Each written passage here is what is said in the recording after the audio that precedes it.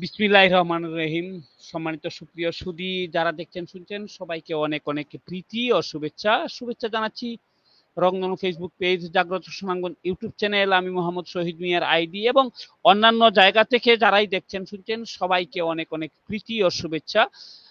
প্রিয় দর্শক, আজকে আমাদের প্রতিবাদের বিষয় আমাদের দেশব্যাপী যে আমাদের বিতর্ক প্রতিযোগিতা ছাত্রছাত্রীদের মধ্যে দিয়ে হয়ে থাকে, সেই জায়গা থেকে আজকের প্রতিপাদ্য বিষয় আমার দেশে, আমার জেলায়, আমার উপজেলায় সেরা বা শ্রেষ্ঠ।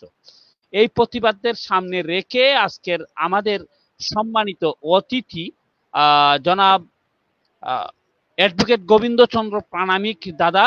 জি দাদা, আপনাকে অভিনন্দন। হ্যাঁ, ধন্যবাদ আপনাকে একটা সুন্দর অনুষ্ঠান আয়োজন করার জন্য। জি, প্রিয় দর্শক, অভিনন্দন জানাচ্ছি আমাদের সাথে কবি নাসরিন ইসলাম, তিনি আমাদের সাথে যুক্ত হচ্ছেন বিচারকের ভূমিকায়। জি আপু, আপনি এক সবাইকে সালাম জানাবেন। আসসালামু আলাইকুম। লার্নেড প্রামাণিক দা সহ আমাদের ভবিষ্যৎ প্রজন্ম, তোমাদের আন্তরিক শুভেচ্ছা। আমরা আসলে চাই, এবং শহীদ ভাইকে এত সুন্দর একটা আয়োজন করার জন্য আমরা আসলে লিখি যাই, দিই যাই নির্মল একটা পৃথিবী সৃজনে। কাজেই আমরা চাচ্ছি আমাদের দেশের যে ভবিষ্যৎ প্রজন্ম তারা সঠিক পথ নির্বাচন করে ভবিষ্যৎ প্রজন্মকে যেন আমরা ভালো কিছু দিয়ে যেতে পারি জাতি, দেশ, বিশ্ব গঠনে, সেই প্রত্যাশা নিয়েই আসলে কবি শহীদ ভাই এই আয়োজনটি করেছেন। আমরা আশা করি আপনারা যারা অংশগ্রহণ করবেন নিশ্চয়ই মনে কোনো দ্বিধা দ্বন্দ্ব ভয় না রেখে সঠিকভাবে উচ্চারণ করবেন, সঠিক কথাটা বলবেন। এখানে জয়ী বিজয়ী তো একটা প্রশ্ন থেকেই যায়। কোনো অসফলতা মানে এখন যদি আপনি ফার্স্ট নাও হন, চ্যাম্পিয়ন নাও হন, ভবিষ্যতে আপনারা হবেন সেই আশা ব্যক্ত করি। সেভাবেই প্রিপারেশন নেবেন।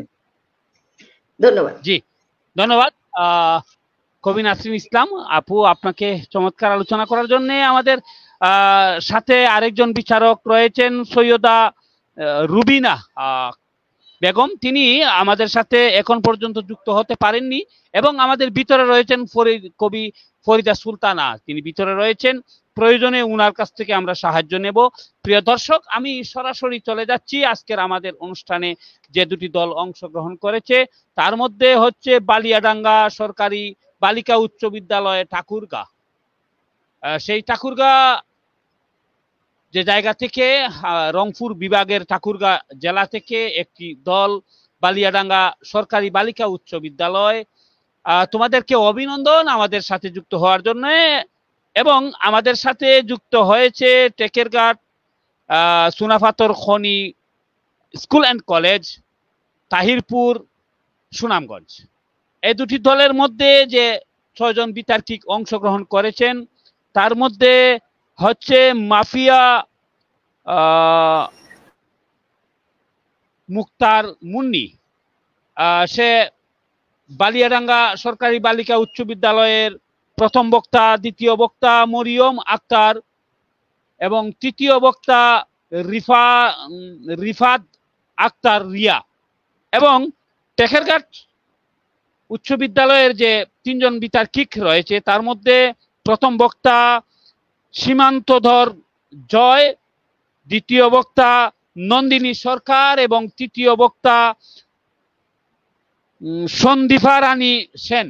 আমি পক্ষ এবং উভয় বিপক্ষকে শারীরিক এবং মানসিক প্রস্তুতি নিয়ে কথা বলার জন্য, এবং আমি কাউকে ব্যঙ্গ বিদ্রুপ বা কটাক্ষ করে কথা না বলে আমাদের সময়ের দিকে লক্ষ্য রেখে 5 মিনিট সময়ের ভিতরে আপনারা কথা বলবেন। আমি চলে যাচ্ছি টেকেরঘাট উচ্চ বিদ্যালয়ের সম্মানিত বিতার্কিক প্রথম বক্তা মাফিয়া মুন্নিকে তার বক্তব্য প্রদান করার জন্য। মাফিয়া মুন্নি। মাফিয়া মুন্নি অটোর মিউট করা আনমিউট করতে হবে,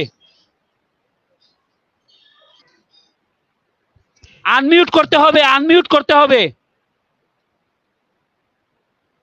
টেকেরঘাটের ছাত্ররা আনমিউট করতে হবে। মাইক অফ করা, তো মাইক অন করো।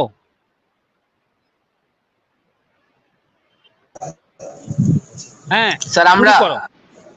হ্যাঁ তোমরা। মাননীয় মডারেটর অফ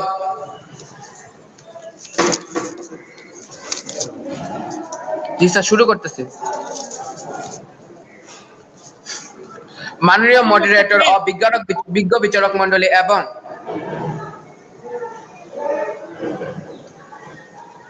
প্রথম বক্তা কি তুমি রিয়া? জি আচ্ছা বলো।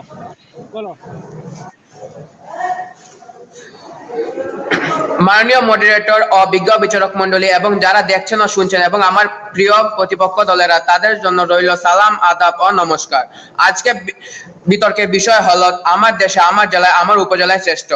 কেন আমার উপজেলা শ্রেষ্ঠ আজ সেটা আজকে আমি প্রমাণ করব।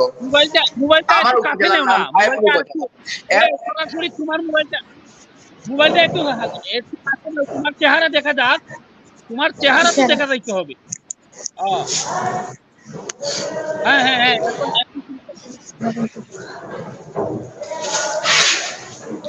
আমার উপজেলার নাম হলো তাইপুর উপজেলা। এর আয়তন হলো 315.33 বর্গ কিলোমিটার। এর উত্তরে ভারতের মেঘালয় রাজ্য, দক্ষিণে জামালগঞ্জ এবং পূর্বে বিশম্পুর উপজেলা, পশ্চিমে ধর্মপাশা উপজেলা রয়েছে। তাইপুর উপজেলা 1924 সালে গঠিত হয়। মোট জনসংখ্যার দিক থেকে তাইপুরে 2,15,200 জন মানুষ বসবাস করেন। এর মধ্যে পুরুষ হলেন 1,10,555 জন, মহিলা হলেন 1,04,645 জন এবং এদের মধ্যে মুসলিম হলেন 1,97,445 জন এবং হিন্দু হলেন 16,921 জন, খ্রিস্টান হলেন 692 জন এবং অন্যান্য হলেন 141 জন। তাইপুর উপজেলা গ্রাম রয়েছে মোট 243টি এবং বাংলাদেশে একটি বড় অংশে ক্ষুদ্র গোষ্ঠী আমাদের এই তাইপুর উপজেলায় বসবাস করেন, যেমন গারো, খাসিয়া এবং হাইজং। এরা এই অধিবাসী আমাদের তাইপুর উপজেলার অন্তর্গত। তাইপুর উপজেলার প্রধান আয়ের উৎস হচ্ছে কৃষি, যা 64.05% আকৃতির।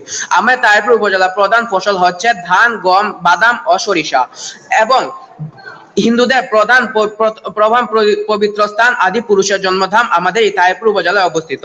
প্রতি বছর লক্ষ লক্ষ ধর্মপিপাসু মানুষ এখানে তীর্থ করতে আসেন, তাই বলাই যায় আমার তাইপুর উপজেলা পরম পবিত্র স্থান। এবং তারপর রয়েছে বাংলাদেশের সব থেকে বড় মিঠা পানির জলরাশি আমাদের তাইপুর উপজেলায় অবস্থিত। তাই আমার তাইপুর উপজেলাকে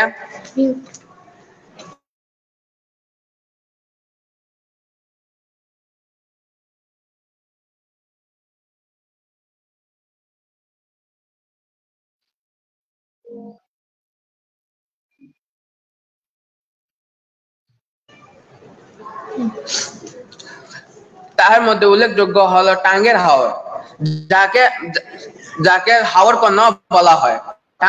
টাঙ্গের হাওর মাছের জন্য অনেক বিখ্যাত, যা বিদেশেও রপ্তানি করা হয়, যা থেকে বাংলাদেশের অর্থনীতিতে ভূমিকা পালন করছে। এরপর রয়েছে তাইপুর উপজেলার সব থেকে জনপ্রিয় জায়গা নীলাদ্রি, যা শহীদ সিরাজ লেক নামেও পরিচিত। ইত্যাদি জনপ্রিয় সম্পাদক হানিফ সংকেত বলেছেন তিনি এত সুন্দর জায়গা আর কোথাও দেখেননি, তাই তিনি এটিকে দ্বিতীয় সুইজারল্যান্ডও বলেন। তারপর রয়েছে এশিয়া মহাদেশের ভেতরে সব থেকে বড় শিমুল বাগান, জয়নাল আবেদিনের শিমুল বাগান। প্রত্যেক বছর প্রায় লক্ষ লক্ষ দর্শনার্থীরা এখানে ঘুরতে আসেন। তারপর রয়েছে বাংলাদেশের সব থেকে জনপ্রিয় জায়গা জাদুকাটা নদী ও বারেক টিলা। জাদুকাটা নদী, এই নদীর এত সৌন্দর্য দেখে মনে হয় কোনো এক জাদুকর এসে এই নদী তৈরি করে দিয়েছেন, তাই একে জাদুকাটা নদীও বলা হয়। জাদুকাটা নদীর বালি অনেক উন্নত মানের, এই দিয়ে বাংলাদেশের অনেক বড় বড় প্রকল্প করা হয়। তারপর রয়েছে বারিক টিলা, যাকে দ্বিতীয় কাশ্মীরও বলা হয়, কারণ বারিক টিলার এত সৌন্দর্য দেখে দর্শনার্থীরা মোহিত হয়ে যান। তারপর রয়েছে বাংলাদেশের তিনটি বৃহৎ শুল্ক স্টেশন আমাদের এই তাহিরপুর উপজেলায় অবস্থিত। প্রথম শুল্ক স্টেশন হলো টেকেরঘাট শুল্ক স্টেশন, তারপর রয়েছে চারাগাঁও শুল্ক স্টেশন, এরপর রয়েছে বাগলি শুল্ক স্টেশন। প্রত্যেকটি শুল্ক স্টেশন দিয়ে প্রত্যেক দিন প্রায় 60 কোটি টাকার উপরে মালামাল আমদানি করা হয়। এর মধ্যে চুনাপাথর, কয়লা উল্লেখযোগ্য।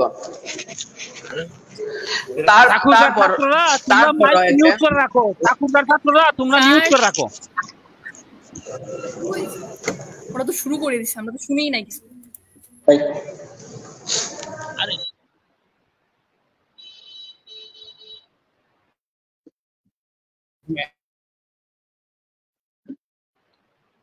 তোমরা অফ করলাই কেন? টেকেরঘাটের ছাত্ররা তোমরা অফ করলাই কেন? তোমরা কথা বলো।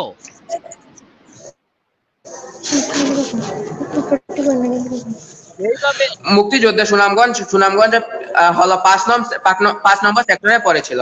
সুনামগঞ্জ তাহিরপুর উপজেলা বর্ষা নামক স্থানে বুদ্ধ প্রতিফলক রয়েছে। আমার বিপক্ষের বন্ধুদের প্রশ্ন রইল, তারা কি তাদের এবং আমার প্রশ্ন রইল তাদের উপজেলা কি আমাদের উপজেলার থেকে সবচেয়ে সুন্দর? এটা অবশ্যই নয়, কারণ আমাদের উপজেলা পৃথিবীর ভিতরে সবচেয়ে সুন্দর জায়গা, এবং বাংলাদেশে এক জরিপে উঠে এসেছে বাংলাদেশের ভিতরে সবচেয়ে সুন্দর জায়গা থাকলে সেটি আছে তাহিরপুর উপজেলায়। তাই পরিশেষে বলা যায় তাহিরপুর উপজেলা সবচেয়ে সুন্দর উপজেলা। তারপর রয়েছে তাহিরপুর উপজেলা বিভিন্ন বিচিত্রময় জায়গা। তার মধ্যে রয়েছে লালঘাট ঝর্ণা, যার উচ্চতা যা অনেক সুন্দর হয় এবং বর্ষাকালে বাংলাদেশ তাহিরপুর উপজেলা সৃষ্টি হয় তার নতুন সৌন্দর্য নিয়ে। প্রত্যেকটা কালে বাংলাদেশ সুন্দর সৃষ্টি হয় তার নতুন রূপ নিয়ে, এবং কবি সাহিত্যিক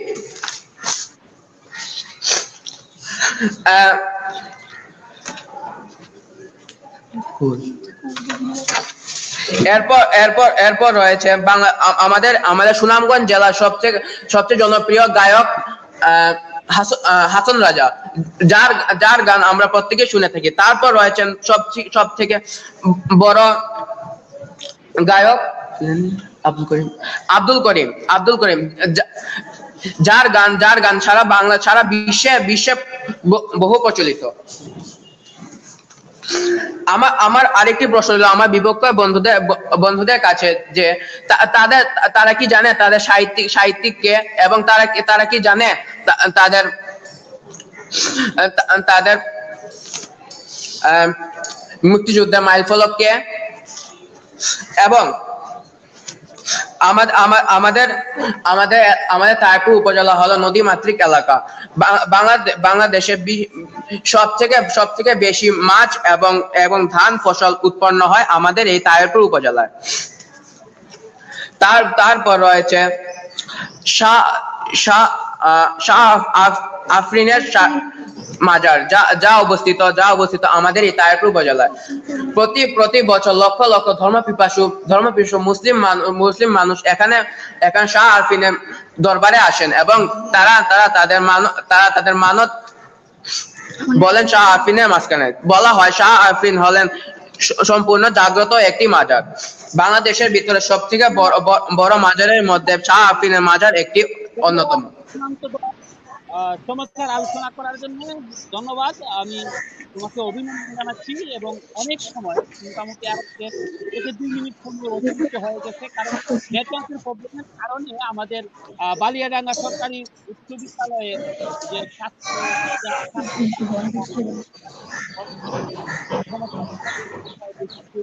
জন্য আমি আন্তরিকভাবে দুঃখিত। তোমাদেরকে আমি মিউট করে রাখার জন্য অনুরোধ করবো এবং আমাদের সাথে বালিয়াডাঙ্গা সরকারি মহিলা যারা রয়েছে তাদেরকে অভিনন্দন, তোমরা সাথে থাকার জন্য এবং অটোরোটেট করে সামনে আসার জন্য অনুরোধ করছি। এবং প্রথমেই বক্তৃতা প্রদান করার জন্য আমি অনুরোধ করছি নন্দিনী সরকারকে, না রিফাত আক্তার রিয়াকে তার বক্তৃতা প্রদান করার জন্য। রিফাত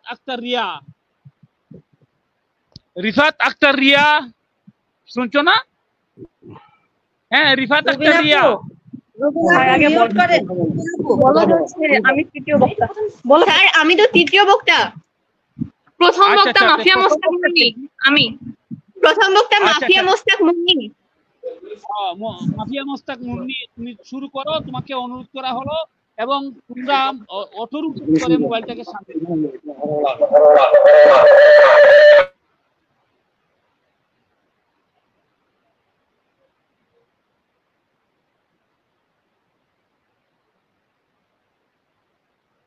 হ্যালো রুবিনা আপু, মিউট করে রাখেন, না হলে কথা ক্লিয়ার আসবে না।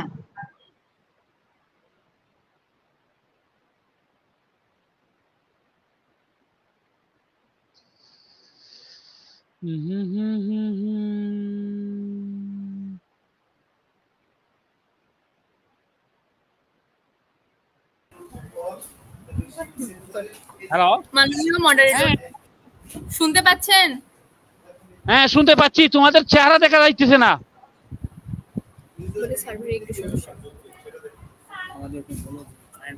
আমাদের এখানে একটু কারেন্টের প্রবলেম তো। ও, কারেন্টের প্রবলেম হইলে চেহারা দেখতে হবে, না হয় আমাদের অতিথিরা আসবে, অসুবিধা হইবে না। দেও, শুরু করো। মাননীয় মডারেটর, সম্মানিত বিচারক মণ্ডলী, আমার বিপক্ষ দলের বন্ধুরা এবং যারা শুনছেন সকলকে আমার পক্ষ থেকে সালাম। আসসালামু আলাইকুম। আমি মাফিয়া মোস্তাক মুন্নি, 10ম শ্রেণী বিজ্ঞান বিভাগ, বালিয়াডাঙ্গি সরকারি বালিকা উচ্চ বিদ্যালয়। বিতর্ক চলছে, বিতর্কের বিষয় নির্ধারণ করা হয়েছে আমার দেশে, আমার জেলায়, আমার উপজেলায় শ্রেষ্ঠ। সার্থক জনম, আমার জন্মেছি এই দেশে। সার্থক জনম, মাগো তোমায় ভালোবেসে। প্রায় প্রতিটি মানুষের কাছে তার জন্মভূমি, তার মাতৃভূমি যেন সেরা। নিজ মাতৃভূমিতে কত আবেগ, ভালো লাগা, ভালোবাসা, স্মৃতি জড়িয়ে থাকে, তা ভাষায় প্রকাশ করার মতো না। সকলের কাছে যেমন তার মাতৃভূমি শ্রেষ্ঠ, আমার কাছেও আমার মাতৃভূমি শ্রেষ্ঠ। আমি জন্মেছি ঠাকুরগাঁও জেলার বালিয়াডাঙ্গি উপজেলার ছোট্ট একটি গ্রামে। ঠাকুরগাঁওয়ের মোট আয়তন 1781.74 বর্গ কিলোমিটার। মোট 5টি উপজেলা নিয়ে ঠাকুরগাঁও জেলাটি গঠিত হয়েছে। 5টি উপজেলার মধ্যে 214 বর্গ কিলোমিটার বিশিষ্ট বালিয়াডাঙ্গি অত্যন্ত সৌন্দর্যমণ্ডিত একটি এলাকা। বলা হয়ে থাকে বালিমাটির আধিক্যের কারণে এই মৌজার নাম রাখা হয়েছে বালিয়াডাঙ্গি। এই স্থানে আমি জন্মগ্রহণ না করলে আমি বুঝতামই না সহজ সরল সাধারণ মানুষেরা কিভাবে মিলেমিশে মনে কোনো আক্ষেপ না রেখে বাস করে। কৃষকেরা তার কৃষিকাজ, তাঁতিরা তাদের নিজস্ব কাজ, জেলেরা মাছ ধরা, ব্যবসায়ীরা ব্যবসা এবং সকল পেশার মানুষ তার নিজ নিজ কর্ম নিয়ে সুখে শান্তিতে বসবাস করছে। সুজলা সুফলা শস্য শ্যামলা আমাদের এই বালিয়াডাঙ্গি উপজেলা। প্রভার বাসে time and tide wait for none, অর্থাৎ সময় স্রোত কারোর জন্য অপেক্ষা করে না। সময় যাওয়ার সাথে সাথে আমাদের এই গ্রাম বাংলার একদম সাধারণ রূপটি থেকে বেরিয়ে এসে আমাদের এই ছোট্ট উপজেলা বালিয়াডাঙ্গিও আধুনিক হয়ে যাচ্ছে। আধুনিকত্বের ছোঁয়া পেয়ে ব্যাপক পরিবর্তন লক্ষ্য করা যাচ্ছে। বিদ্যুৎ সংযোগ, পাকা রাস্তা, বিভিন্ন স্কুল এবং বিভিন্ন প্রতিষ্ঠান যেগুলো আমাদের উপজেলাকে শান্তি শৃঙ্খলবদ্ধ এবং অনন্য করেছে। আমরা এই উপজেলায় বাস করছি বলে শুধু আমাদের কাছে যে এটি সেরা তেমনটি নয়। যদি বাইরে থেকে কোনো পর্যটক আসে তবে আশা করছি তাদেরও ভালো লাগবে। বিভিন্ন ঐতিহ্যবাহী স্থান রয়েছে যেগুলো তাদেরকে মনোমুগ্ধকর করবে। বিভিন্ন ঐতিহ্যবাহী স্থান যেমন প্রায় 600 বছরের পুরনো 3 গম্বুজ মসজিদ, এশিয়ার সর্ববৃহৎ আম গাছ যার বয়স প্রায় 220 বছরেরও বেশি, বালিয়াডাঙ্গি মিনি কক্সবাজার, বালিয়াডাঙ্গি কম্পরাম সিংহ স্মৃতি কমপ্লেক্স, বালিয়াডাঙ্গি মডেল মসজিদ এবং ভবানীপুর জমিদার বাড়ি। এছাড়াও রয়েছে দৌরানী এবং সুয়োরানীর পুকুর। এছাড়াও আমাদের এই উপজেলা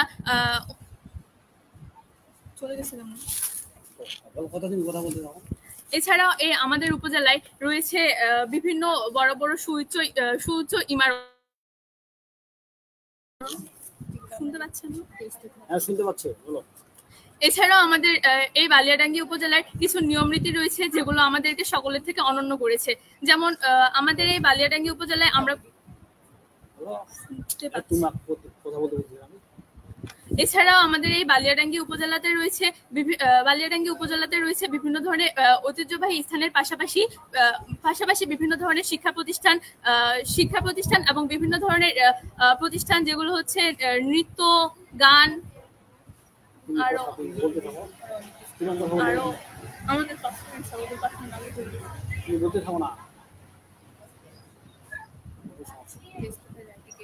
ধন্যবাদ। স্যার কথা ধন্যবাদ।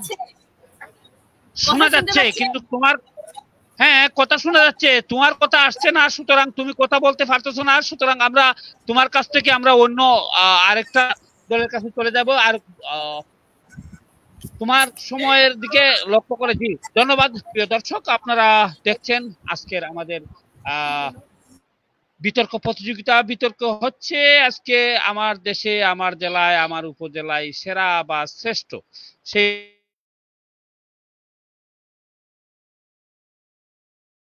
সরকারি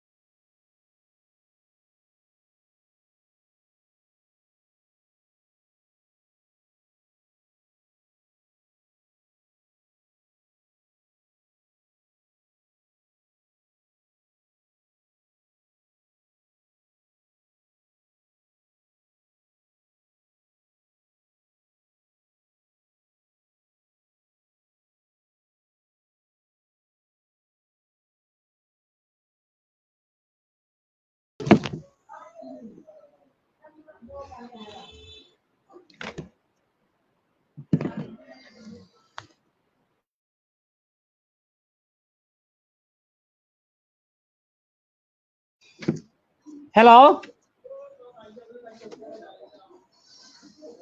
হ্যাঁ বালিয়াডাঙ্গি সরকারি তোমরা কি শুনছো না? শুনতেছি। আচ্ছা তোমরা স্টার্ট করো, আমার একটু সমস্যা হয়ে গেছিল, তোমরা শুরু করো, আবার শুরু করো প্রথম থেকে। প্রথম থেকে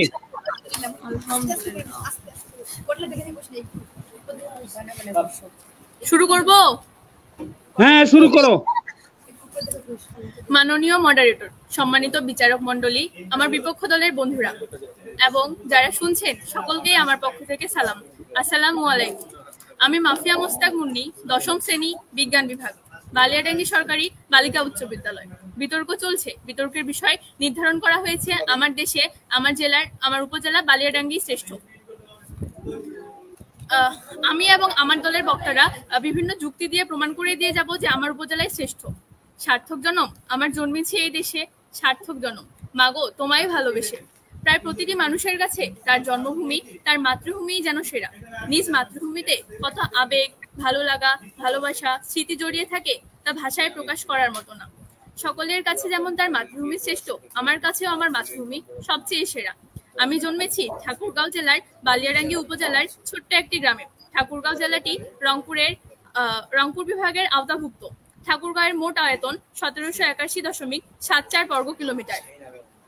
মোট 5টি উপজেলা নিয়ে ঠাকুরগাঁও জেলাটি গঠিত হয়েছে। 5টি উপজেলার মধ্যে 214 বর্গ কিলোমিটার বিশিষ্ট আমাদের বালিয়াডাঙ্গি অত্যন্ত সৌন্দর্যমণ্ডিত একটি এলাকা। বলা হয়ে থাকে বালি মাটির আধিক্যের কারণে এই মৌজার নাম রাখা হয় বালিয়াডাঙ্গি। এই স্থানে আমি জন্মগ্রহণ না করলে বুঝতামই না সহজ সরল সাধারণ মানুষেরা কিভাবে মিলেমিশে মনে কোনো আক্ষেপ না রেখে তাদের নিজ কর্মের মাধ্যমে সুখে শান্তিতে বাস করে। কৃষকেরা তাদের কৃষিকাজ, তাঁতিরা তাদের তাঁত কাজ এবং সকল পেশার মানুষ তার নিজ নিজ কর্ম নিয়ে বেঁচে থাকে। সুজলা সুফলা শস্য শ্যামলা আমাদের এই বালিয়াডাঙ্গি উপজেলা। চারদিকে সবুজের ছড়াছড়ি। তবে সময় বাড়ার সাথে সাথে গ্রাম বাংলার একদম সাধারণ রূপটি থেকে বেরিয়ে এসে আমাদের এই ছোট্ট উপজেলাটিও আধুনিক হয়ে যাচ্ছে। আধুনিকত্বের ছোঁয়া পেয়ে আমাদের এই উপজেলায় বিভিন্ন পরিবর্তন লক্ষ্য করা যাচ্ছে। বিদ্যুৎ সংযোগ, পাকা রাস্তা, বিভিন্ন স্কুল এবং বিভিন্ন প্রতিষ্ঠান যেগুলো আমাদের উপজেলাকে শান্তি শৃঙ্খলবদ্ধ এবং অনন্য করেছে। আমরা এই উপজেলায় বাস করছি বলে শুধু আমাদের কাছে যে এটি সেরা সেটি নয়। যদি বাইরে থেকে কোনো পর্যটক আসে তবে আশা করছি তাদেরও ভালো লাগবে। আমাদের এই বালিয়াডাঙ্গি উপজেলার মনোমুগ্ধকর পরিবেশ তাদের মনকে অবশ্যই প্রশান্তিতে ভরিয়ে দিবে। আমাদের এই বালিয়াডাঙ্গি উপজেলায় রয়েছে বিভিন্ন ঐতিহ্যবাহী স্থান, যেমন প্রায় 600 বছরের পুরনো 3 গম্বুজ মসজিদ, এশিয়ার সর্ববৃহৎ আম গাছ যার বয়স প্রায় 220 বছরেরও বেশি। এছাড়াও রয়েছে বালিয়াডাঙ্গি মিনি কক্সবাজার, কম্পারং সিংহ স্মৃতি কমপ্লেক্স, বালিয়াডাঙ্গি মডেল মসজিদ, ভবানীপুর জমিদার বাড়ি এবং আরো রয়েছে দুরানির পুকুর। এছাড়াও আমাদের উপজেলায় রয়েছে চা বাগান, যা আমাদের মনকে প্রশান্তিতে ভরিয়ে দেয়। আমাদের এই উপজেলায় চারদিকে সবুজের সমারোহ। আমাদের উপজেলায় হয়তো সুউচ্চ অট্টালিকা নেই ধন সম্পদ, নেই কোনো সমৃদ্ধ কিছু, আছে শুধু সোনালী বাংলার শান্তি, সহজ সরল মানুষ। আমাদের এই বালিয়াডাঙ্গি উপজেলায় জন্মগ্রহণ করে নিজেদেরকে আমরা ধন্য মনে করছি। আমাদের এই উপজেলার মানুষেরাও যুদ্ধে অংশগ্রহণ করতে পেরেছে।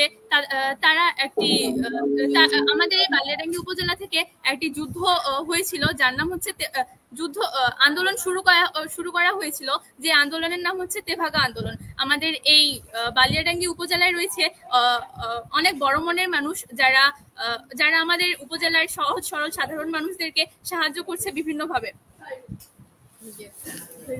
5 মিনিট হয়েছে।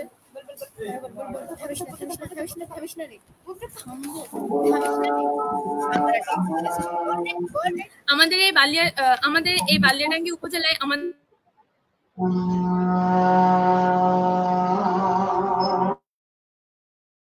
আমাদের এই উপজেলায় জন্মগ্রহণ করতে পেরে নিজেদেরকে ধন্য মনে করছি। আমার আশা করছি সকলেই বুঝতে পারবেন যে আমাদের এই বালিয়াডাঙ্গি উপজেলা শুধু ঐতিহ্যবাহী স্থানের দিক দিয়ে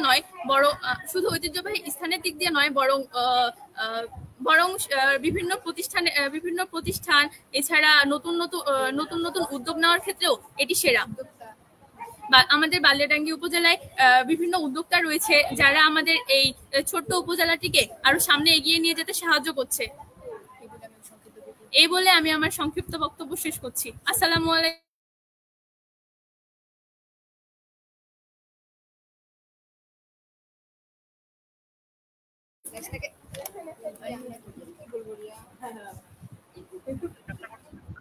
আচ্ছা, ধন্যবাদ প্রিয় দর্শক। আপনারা দেখছিলেন আমাদের নেটওয়ার্কের প্রবলেমের কারণে আজকে আসলে আমাদের এই অনুষ্ঠানটা জাঁকজমক হয়নি, এর জন্য আমরা আন্তরিকভাবে দুঃখিত। আমাদের প্রতিপক্ষ টেকারঘাট উচ্চ বিদ্যালয় তারা বিশেষ কোন কারণে ঢুকতে পারতেছেন না নেটওয়ার্কের প্রবলেমের কারণে। তারপরেও আমি চলে যাচ্ছি আজকের আমাদের অনুষ্ঠানের দ্বিতীয় বক্তা, বালিয়াডাঙ্গি সরকারি বালিকা উচ্চ বিদ্যালয়ের দ্বিতীয় বক্তা, তাকে তার বক্তব্য প্রদান করার জন্য অনুরোধ করছি।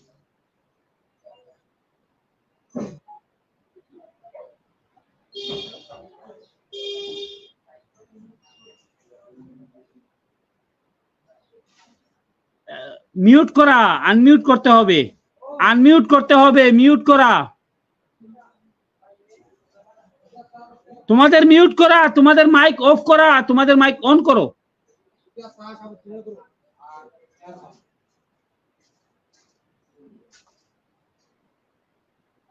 তোমাদের মাইক অফ করা, তোমাদের মাইক অন করো। হ্যাঁ, এই এখন শুরু করো। দ্বিতীয় বক্তা। স্যার, বিপক্ষ দলের বক্তা কি বক্তব্য রাখবেন না? তারা তো আসতে পারতেছে না নেটওয়ার্কের প্রবলেমের কারণে, তারা আসতে পারতেছে না। তোমরা স্টার্ট করো, তুমি শুরু করো। মরিয়ম আক্তার। হ্যাঁ। মাননীয় মডারেটর, সম্মানিত বিচারক মণ্ডলী, আমার প্রতিপক্ষ দলের বন্ধুরা এবং যারা শুনছেন সকলকে আমার সালাম। আসসালামু আলাইকুম। আজকের বিতর্ক চলছে। বিতর্কের বিষয় নির্ধারণ করা হয়েছে আমার দেশে, আমার জেলায়, আমার উপজেলায় শ্রেষ্ঠ। আমার দলের প্রত্যেক বক্তারা আমরা যথাযথ যুক্তি এবং ইনফরমেশন দিয়ে প্রমাণ করে যাব আমার দেশ বালিয়াডাঙ্গি শ্রেষ্ঠ। আমার দলের প্রথম বক্তা আমাদের বালিয়াডাঙ্গির ঐতিহ্যবাহী স্থানসমূহ এবং বালিয়াডাঙ্গির ঐতিহ্য সম্পর্কে এসে বর্ণনা করে গেছে। আমার প্রতিপক্ষ দলের নেতাদের কাছে হয়তো এটা মনে হতে পারে যেটা খুব হাস্যকর। তাদের উপজেলার ঐতিহ্যবাহী স্থানের কাছে আমাদের উপজেলার ঐতিহ্যবাহী স্থান খুবই ছোট বা নগণ্য। তবুও আমি মনে করি আমাদের উপজেলায় শ্রেষ্ঠ। হেরিটেজ বা ঐতিহ্য। Heritage is what we inherit from the past, যা আমরা উত্তরাধিকার সূত্রে অতীত থেকে পাই। Live with in the present, বর্তমান pass on to our children and our future generation. এগুলো আমাদের সন্তান সন্ততি এবং পরবর্তী ভবিষ্যতের প্রজন্মের জন্য রেখে যায়। তবুও আমরা বলবো আমার উপজেলায় শ্রেষ্ঠ। যদি আমরা প্রতিপক্ষ দলের উপজেলার ঐতিহাসিক স্থানগুলোর সাথে যদি আমরা আমাদের স্থানগুলো মিলে তাহলে হয়তো বা তাদের মতো আমাদের ঐতিহাসিক স্থান নেই, তবুও আমাদের বালিয়াডাঙ্গি উপজেলায় শ্রেষ্ঠ। প্রতিটি মানুষের কাছে তার জন্মভূমি সেরা, মাতৃভূমি সেরা। নিজ মাতৃভূমির কত আবেগ, ভালোবাসা এবং সকলের কাছে যেমন তার মাতৃভূমি শ্রেষ্ঠ, আমার কাছে আমার মাতৃভূমি সেরা এবং আমার বালিয়াডাঙ্গি উপজেলা সেরা। আমি জন্মেছি ঠাকুরগাঁও জেলার রংপুর বিভাগের আওতাভুক্ত বালিয়াডাঙ্গি উপজেলায়। ঠাকুরগাঁও জেলার আয়তন 1781.74 বর্গ কিলোমিটার এবং মোট 5টি উপজেলা নিয়ে ঠাকুরগাঁও জেলাটি গঠিত হয়েছে। 5টি উপজেলার মধ্যে বালিয়াডাঙ্গি উপজেলাটি অন্যতম। যখন বালিয়াডাঙ্গি উপজেলায় এখনো সৎ মানুষ খুঁজে পাওয়া যায়, যখন কোনো কুড়িয়ে পাওয়া জিনিস নিয়ে ম্যাকিং করা হয়, তখন যখন যমুনা টিভি নিউজে হেডলাইন দেওয়া হয় বালিয়াডাঙ্গিতে এখন অনেক সৎ মানুষ পাওয়া যায়, তখন আমার গর্বে বুকটা ফুলে ওঠে। হ্যাঁ, এটাই আমার বালিয়াডাঙ্গি উপজেলা, এটাই আমার শ্রেষ্ঠ বালিয়াডাঙ্গি উপজেলা। শুধুমাত্র ঐতিহ্যবাহী স্থান এবং হেরিটেজ দিয়ে কখনো যেমন কোনো কিছুকে মূল্য দিয়ে বিচার করা যায় না, তেমনি আমার বালিয়াডাঙ্গি উপজেলায় রয়েছে সৎ, সাবলীল এবং বিভিন্ন দুর্নীতি মুক্ত একটি বালিয়াডাঙ্গি উপজেলা। আমার উপজেলায় সকল প্রকার দুর্নীতি মুক্ত এবং সকল প্রকার অন্যায় অত্যাচারের কাজকর্ম দিক থেকে পিছিয়ে রয়েছে। বালিয়াডাঙ্গি উপজেলার সাবেক ইউনো বিপুল কুমার রায় বলেছিলেন, আমি এই বালিয়াডাঙ্গি উপজেলায় কাজ করতে পেরে ধন্য মনে করি।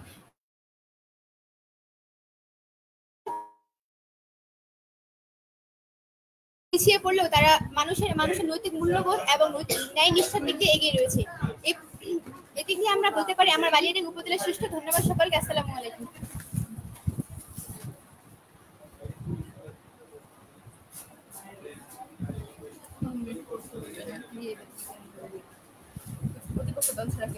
ধন্যবাদ প্রিয় দর্শক, আপনারা শুনছিলেন আজকের আমাদের বিতর্কের বিষয়, আমার দেশে, আমার জেলায়, আমার উপজেলায় সেরা বা শ্রেষ্ঠ। সেই জায়গা থেকে আমাদের যে দুটি দল অংশগ্রহণ করেছে, সুনামগঞ্জ যে তাহিরপুর উপজেলার তেখেরঘাট সোনাভাতর খনি উচ্চ বিদ্যালয় অ্যান্ড কলেজ এবং বালিয়াডাঙ্গি সরকারি বালিকা উচ্চ বিদ্যালয় ঠাকুরগা, এই দুটি দলের মধ্যে আমাদের লাইনের বিশেষ কারণে বা বিদ্যুতের বিশেষ কারণে আমরা হয়তো আজকের এই অনুষ্ঠানটা পরিপূর্ণ সম্পূর্ণ হয়নি, সেটা ভালো হয়নি।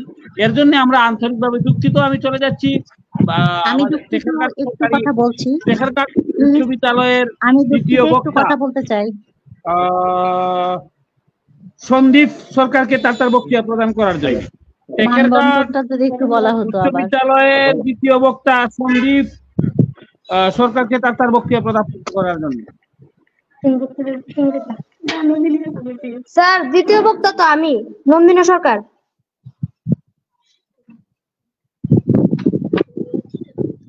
বিভিন্ন সমস্যার কারণে আমাদের হয়তো গরমিল লাগছে। আচ্ছা, অসুবিধা নাই, তুমি স্টার্ট করো।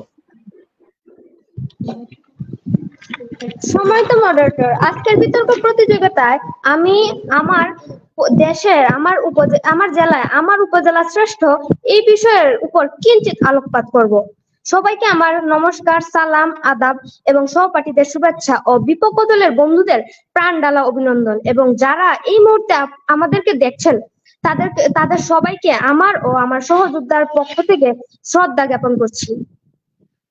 আমার সহযোদ্ধা বক্তারা অর্থনীতি, আয়তন, শিক্ষা, জনসংখ্যার উপর আলোকপাত করেছেন। মাননীয় মডারেটর, আমি যে উপজেলাটিতে জন্মেছি এটি ভারতের মেঘালয় সীমানাবর্তী ও হাওর বেষ্টিত একটি উপজেলা। 495টি উপজেলার মধ্যে তাহিরপুর একটি স্বনামধন্য উপজেলা। বাংলাদেশের প্রতিটি মানুষ তাহিরপুরকে এখন চিনে। তাহিরপুর উপজেলায় তিনটি শুল্ক স্টেশন রয়েছে, যার মাধ্যমে বৈধ পথে ভারত হতে কয়লা আমদানি হয়, কয়লা এবং চুনাপাথর আমদানি হয় এবং হাজারো কোটি টাকা রাজস্ব আদায় হয়ে দেশের অর্থনীতিকে বেগবান করে। এছাড়া ফাজিলপুর 1 ও ফাজিলপুর 2 নামে 2টি বালুমহল আছে। এখান থেকে শত শত কোটি টাকা রাজস্ব সরকারি কোষাগারে জমা হয়। তারপর লারগড় সীমান্তে শাহিদাবাদে একটি ইন্ডিয়া বাংলা বর্ডার হাট চলমান। এখান থেকে দুই দেশের উৎপাদিত পণ্য আর অতি সহজেই দুই দেশের জনগণ কেনা বেচা করতে পারে। তারপরে সীমান্ত 60টি বিজিবি ক্যাম্পের মাধ্যমে সীমান্তে অতন্দ্র প্রহরীর দায়িত্ব পালন করে বিজিবির 24 টিম। পর্যটন খাত তাহিরপুর উপজেলা একটি পরিচিত নাম। এখানে সুইজারল্যান্ড খ্যাত শহীদ সিরাজ লেক বা নীলাদ্রি লেকে হাজারো পর্যটনের উপস্থিতিতে মুখরিত থাকে সারা বছর। এছাড়া সর্ববৃহৎ শিমুল বাগান, এশিয়া মহাদেশের সর্ববৃহৎ শিমুল বাগান এখানে অবস্থিত। জাদুকাটা নদী, রামসার সাইট, টাঙ্গুয়া হাওর, রাজাই ঝর্ণা, লাকমা ঝর্ণা, লালঘাট ঝর্ণার নয়নাভিরাম দৃশ্য উপভোগ করতে লক্ষ পর্যটনের আনাগোনা সারা বছর লেগেই থাকে। টাঙ্গুয়া হাওর জীব বৈচিত্র্য প্রায় 200 মিঠা পানির মাছের অভয়ারণ্য। শীতের মৌসুমে অতিথি পাখিদের কলকাকলিতে মুখরিত হয়ে থাকে শনি হাওর, টাঙ্গুয়ার হাওর সহ প্রতিটি হাওরগুলোতে লক্ষ লক্ষ মন ধান উৎপাদিত হয়। এছাড়াও রবি শস্য ও শাকসবজির উৎপাদন চোখে পড়ার মতো। মাননীয় মডারেটর, আমার প্রিয় তাহিরপুর উপজেলা একটি সব ধর্ম সমন্বয়ের জ্বলন্ত উদাহরণ। এখানে বাঙালি ও নিগোষ্ঠীর মানুষ একে অপরের সাথে ভ্রাতৃত্বের বন্ধনে আবহমান কাল ধরে বসবাস করে আসছে। সকল ধর্মীয় অনুষ্ঠানগুলোতেই সকল ধর্মের মানুষের অংশগ্রহণ চোখে পড়ার মতো। মাননীয় মডারেটর, বাংলাদেশের 6টি ঋতু উপস্থিতি এখানে উপলব্ধি করা যায়। গ্রীষ্মে প্রচন্ড তাপদাহ, বর্ষায় অথই পানির সমারোহ, শরতের কাশবন, হেমন্তে কৃষকের মাঠে ভাটিয়ালের গানের মিষ্টি মধুর গান, শীতে হাড় কাঁপানো ঠান্ডা, শীতুরাজ বসন্তে শিমুল পলাশের রক্তরাঙা সুবা হৃদয় হরণ করে। মাননীয় মডারেটর, আমাদের উপজেলাটি 7টি ইউনিয়ন ও 63টি ওয়ার্ড রয়েছে। বর্ষায় মানুষ নৌকা দিয়ে এখন বর্ষায় পাল তোলা নৌকা চোখে পড়ে না। যাত্রিকতার কারণে ইঞ্জিন চালিত নৌকায় বেশি ব্যবহৃত হয়। পর্যটকদের চাহিদার কথা চিন্তা করে অসম্ভব কিছু হাউসবোট তৈরি করেছে আমাদের এই উপজেলাটি। এই সকল হাউসবোটের ব্যাপক চাহিদা রয়েছে, যার কারণে অনেক মানুষের কর্মসংস্থান হয়েছে। আর তার কারণে তাহিরপুর উপজেলার কিছু লোক কর্মসংস্থানের জায়গা পেয়েছে।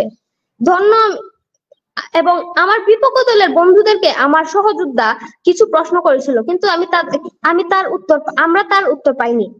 এজন্য আমরা তাদের খুবই দুঃখিত যে আমাদের প্রশ্নগুলো তারা উত্তর দিতে পারেনি। এবং আমার কিছু প্রশ্ন রয়েছে।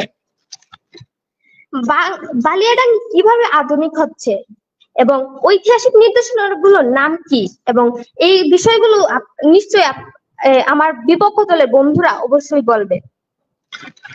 এবং তাহিরপুর উপজেলায় কিছু স্বনামধন্য জায়গা রয়েছে, যেমন টাঙ্গুয়া হাওর। আমার বিপক্ষ দলের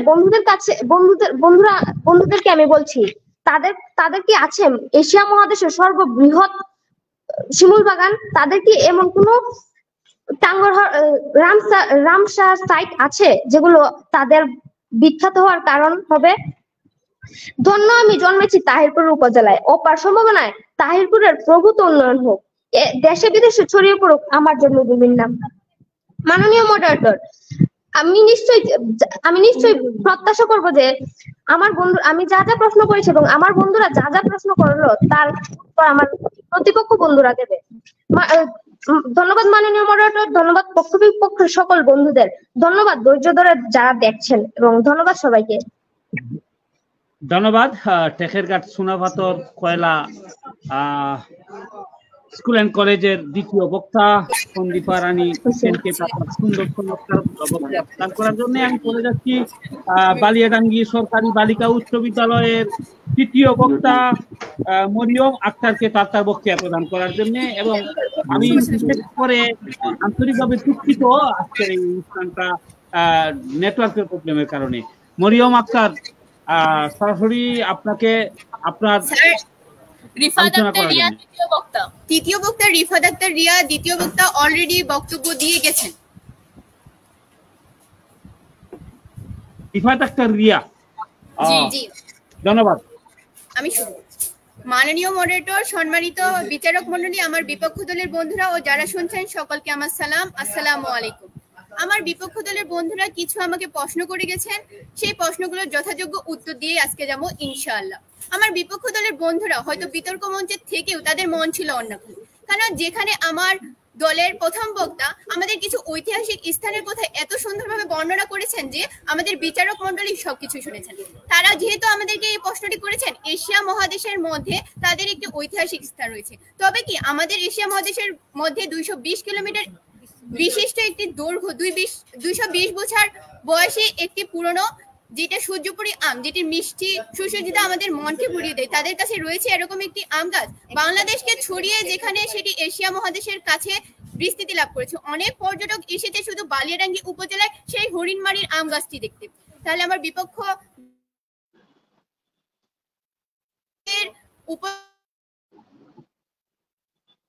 তাহলে সেই ঐতিহাসিক স্থানগুলো কি তারা আমাদেরকে এনে দিয়েছেন? ঐতিহাসিক স্থানের মধ্যে কিছু ঐতিহাসিক স্থানের নাম আমি উল্লেখ করছি। প্রায় 600 বছরের পুরনো ও 60 গম্বুজ মসজিদ রয়েছে, এশিয়ার সর্ববৃহৎ সূর্যপুরী আম গাছ রয়েছে, বালিয়াডাঙ্গি মিনি কক্সবাজার রয়েছে, বালিয়াডাঙ্গি মডেল মসজিদ, ভবানীপুর জমিদার বাড়ি, দুয়ারানী এবং সুয়ারানীর পুকুর। এইসব ঐতিহাসিক স্থানগুলোকে আপনাদের মনে হয় না? আমাদের ঐতিহাসিক স্থানগুলোকে আপনাদের হাস্যরস্য মনে হলো সেটি এশিয়া মহাদেশের কাছে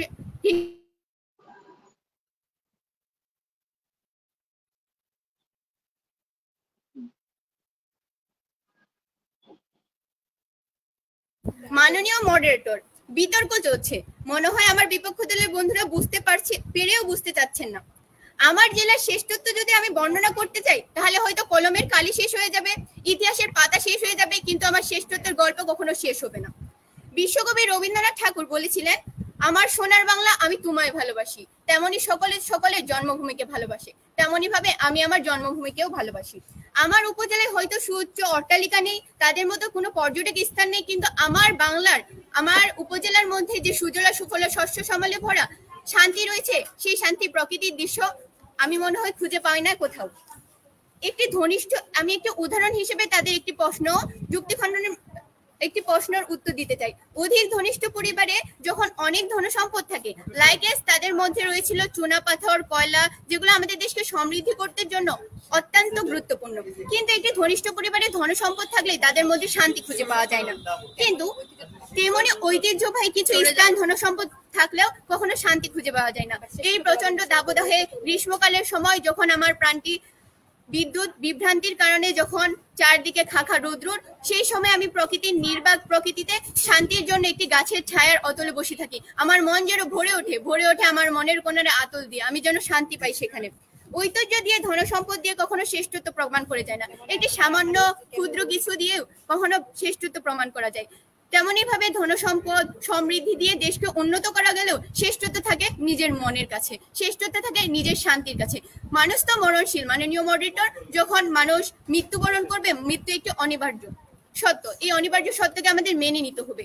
মাননীয় মডারেটর, যখন আমরা মৃত্যুবরণ করব তখন আমাদের আগামী প্রজন্মের জন্য সমৃদ্ধি থেকে গেলেও আমাদের মনে যদি শান্তি না থাকে, সেই সমৃদ্ধি তারা অর্জন করে ভোগ করতে পারলেও আমরা কিন্তু ভোগ করতে পারবো না।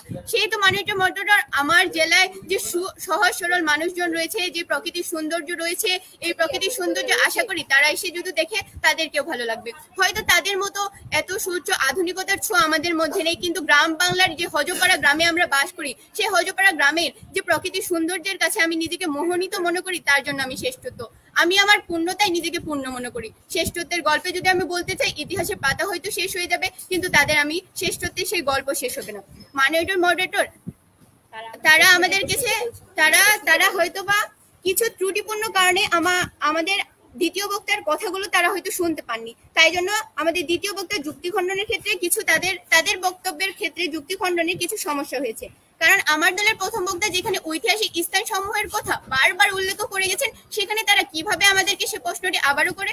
আবার আমার দ্বিতীয় বক্তা যেখানে আমার উপজেলার কিছু ঐতিহাসিক স্থান এবং সেই ঐতিহাসিক স্থানের কিছু বর্ণনা, সহজ সরল মানুষের কথা, প্রকৃতির সৌন্দর্যের কথা বলে যায়, তখন তারা কিভাবে বলে যে তাদের যে সব ঐতিহাসিক স্থান সমূহ এবং প্রাকৃতিক সমৃদ্ধি রয়েছে, তাদের দেওয়া প্রশ্নগুলো আমরা কিছু ত্রুটিপূর্ণ কারণে শুনতে পাইনি, তাই আমরা যথাযোগ্য উত্তর দিতে পারিনি। আশা করি আমার বিপক্ষ দলের দলনেতারা এটি সুন্দরভাবে শুনে এবং তাদের যথাযোগ্য প্রশ্নগুলোর উত্তর ইনশাল্লাহ পেয়ে গেছেন।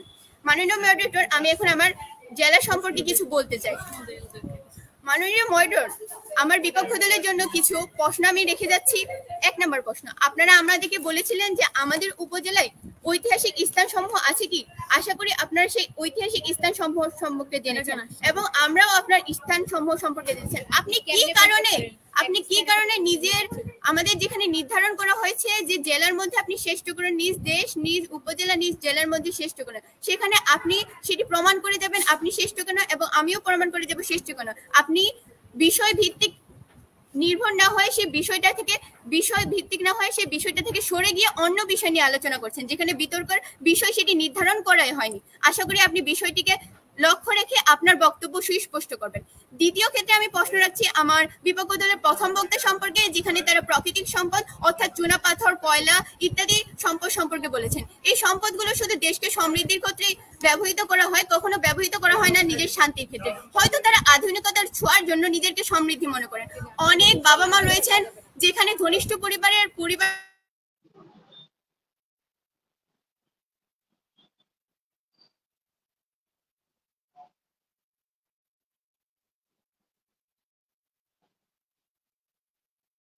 অবাধ্য করে তাদেরকে মান্য করে না, কিন্তু গ্রামের যে সকল সন্তানরা পিতামাতাকে দেখে স্বর্গের। আশা করি মাননীয় মডারেটর তারা বুঝতে পারবে সমৃদ্ধিতে কখনো সফলতা অর্জন হয় না, মনের মধ্যে শান্তি এবং সুশিক্ষার মাধ্যমে সফলতা অর্জিত করা হয়। মাননীয় মডারেটর, আশা করি তারা বিষয় বিষয়বস্তু লক্ষ্য রেখে সবকিছু যুক্তিপূর্ণের মাধ্যমে ব্যাখ্যা করে যাবেন। মাননীয় মডারেটর, আমার দ্বিতীয় বক্তা এবং তাদের বিপক্ষ দলের প্রথম বক্তা যে প্রশ্নগুলো করেছিল, আশা করি সেই প্রশ্নগুলোর উত্তর তারা যথাযোগ্যভাবে পেয়েছে এবং আমরা প্রথম বক্তার প্রশ্ন সমূহ শুনতে পাইনি বলেই মনে হয় তারা সেই প্রশ্নগুলো করেছে। আশা করি তারা বিষয়বস্তু নির্ধারিত না করে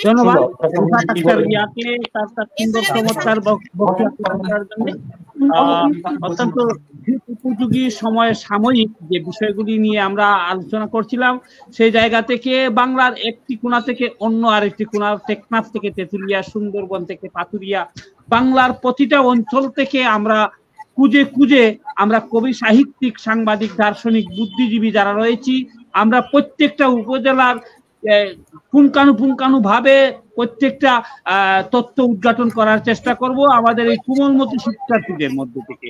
প্রিয় দর্শক, আমরা এক পর্যায়ে শেষ প্রান্তে চলে আসছি। আমি চলে যাচ্ছি টেকেরঘাট সোনাপাতর স্কুল অ্যান্ড কলেজ এর মধ্যে থেকে যে তিনজন তৃতীয় বক্তা সন্দীপ সরকারকে তার বক্তব্য প্রদান করার জন্য।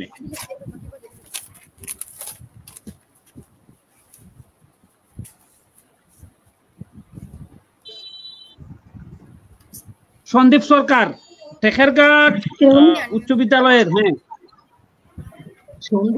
তৃতীয় বক্তা শুরু করার জন্য অনুরোধ করছি। সম্মানিত মডারেটর, আজকের বিতর্ক প্রতিযোগিতায় আমি নবম শ্রেণীর শিক্ষার্থী, আমার নাম সন্দীপ সেন, রুল 1A। আমি এখানে একটি বিতর্ক অনুষ্ঠানে আমার বিতর্কের বিষয় হলো আমার দেশে, আমার জেলায়, আমার উপজেলাই শ্রেষ্ঠ। এই বিষয়ের উপর আমি কিছু পরিমাণ আলোকপাত করব। সবাইকে আমার নমস্কার, আদাব, সালাম। সহপাঠীদের শুভেচ্ছা ও বিপক্ষ দলের বন্ধুদের প্রাণের অন্তঃস্থল থেকে অভিনন্দন, এবং যারা এই মুহূর্তে আমাদেরকে দেখছেন তাদেরকে আমার ও আমার সহযোদ্ধাদের পক্ষ থেকে শ্রদ্ধা জ্ঞাপন করছি। আমরা একটু পরে ডিসকানেক্ট করছি, তার জন্য আমি দুঃখিত।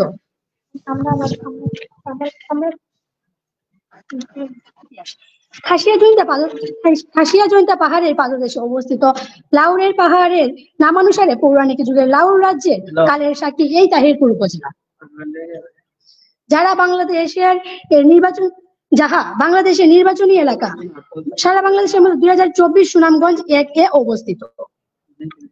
কিংবদন্তি এবং ঐতিহাসিক ঘটনাবলী ও তথ্যাবলী থেকে জানা যায়, অতি প্রাচীনকালে বাংলার এক বিশাল ভূখণ্ড কামরূপ রাজ্যের অন্তর্ভুক্ত ছিল এই রাজ্য, এবং এর রাজধানীর নাম ছিল প্রাগজ্যোতিষপুর। কামরূপ রাজ্যের শাসকের নাম ছিল রাজা ভগদত্ত। ঐতিহাসিক কালের মতে সুনামগঞ্জের লাউর পাহাড়ে রাজা ভগদত্তের রাজধানী ছিল। জনশ্রুতি ও পুরাকৃতি ইত্যাদির ভিত্তিতে বলা হয় লাউর সিলেটের প্রাচীন রাজ্য, যা বর্তমান সুনামগঞ্জ জেলার আওতায় পড়ে। নিধনপুরের তাম্রলিপি সূত্রে বলা হয় ভাস্কর বর্মন খ্রিস্টীয় 650 অব্দ পর্যন্ত এ অঞ্চলের রাজত্ব করে। পৌরাণিক যুগে শ্রীহট্ট ভূমি এ রাজ্যগণ্য ছিল। লাউ রাজ্যের চতুর্সীমা ছিল পশ্চিমে ব্রহ্মপুত্র নদ, পূর্বে জৈন্তা, উত্তরে কামরূপ সীমান্ত ও দক্ষিণে বর্তমানে ব্রাহ্মণবাড়িয়া পর্যন্ত। খ্রিস্টীয় 7ম শতাব্দীর পরবর্তী সময়ে সিলেট অঞ্চলের ভৌগোলিক রূপরেখার পরিবর্তন ঘটলে লাউ রাজ্যের সীমানা বর্তমান সমগ্র সুনামগঞ্জ জেলা, হবিগঞ্জ জেলা ও ময়মনসিংহ জেলার কিয়দাংশ সীমা বিস্তার করে। ইতিহাস পাঠে জানা যায়, বৃহত্তম ময়মনসিংহ জেলার গৌরীপুর জমিদার বাড়ি এসেন্টের অধীনে ছিল তাহিরপুর। জনশ্রুতি আছে যে স্থানীয় পঞ্চায়েতের বিচারে জৈনিক তাহির আলী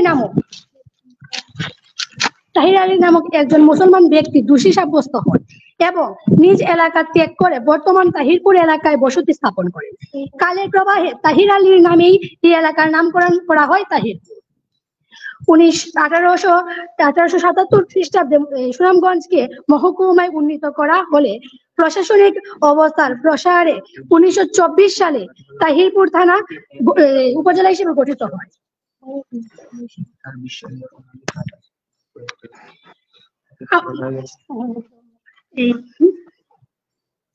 আমার বিপক্ষ দলের বন্ধুরা বলেছেন তাদের কিছু ঐতিহাসিক স্থান, কিন্তু তারা হয়তো ভুলে গেছে যে আমার উপজেলাটি যেমন কয়লা, চুনাপাথর আমদানি রপ্তানি হয়, তেমনি শস্য উৎপাদন ও ধান, গম, ভুট্টার অনেক ভালো উৎপন্ন হয়। সারা বাংলাদেশ জানে টাঙ্গর হাওরকে তাহিরপুরের হাওরের রানী বলা হয়। আমার প্রতিপক্ষ দলের দ্বিতীয় বক্তা বলেছেন, কয়লা চুনাপাথরের খনি এশিয়ার সব বৃহৎ শিমুল বাগান থাকার কারণেও তারা কি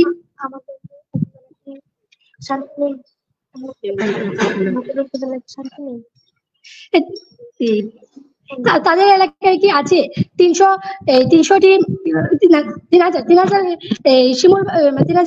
গাছ একসাথে বেষ্টিত একটি বাগান, শিমুল বাগান? তারা কি বলতে পারে এরকম একটি বাগানের কথা?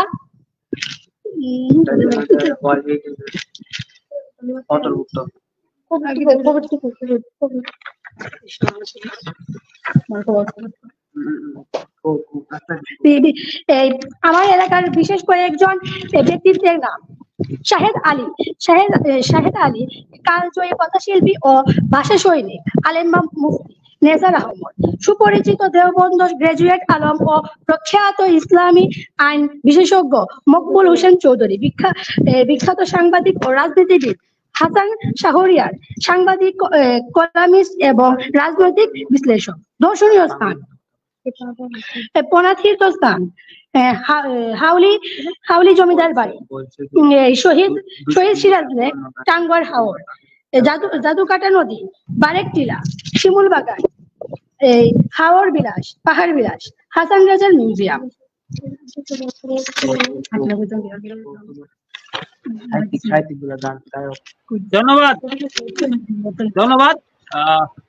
ধন্যবাদ। চমৎকার আজকের আমাদের পারফরমেন্স হয়েছে, সবাইকে অভিনন্দন।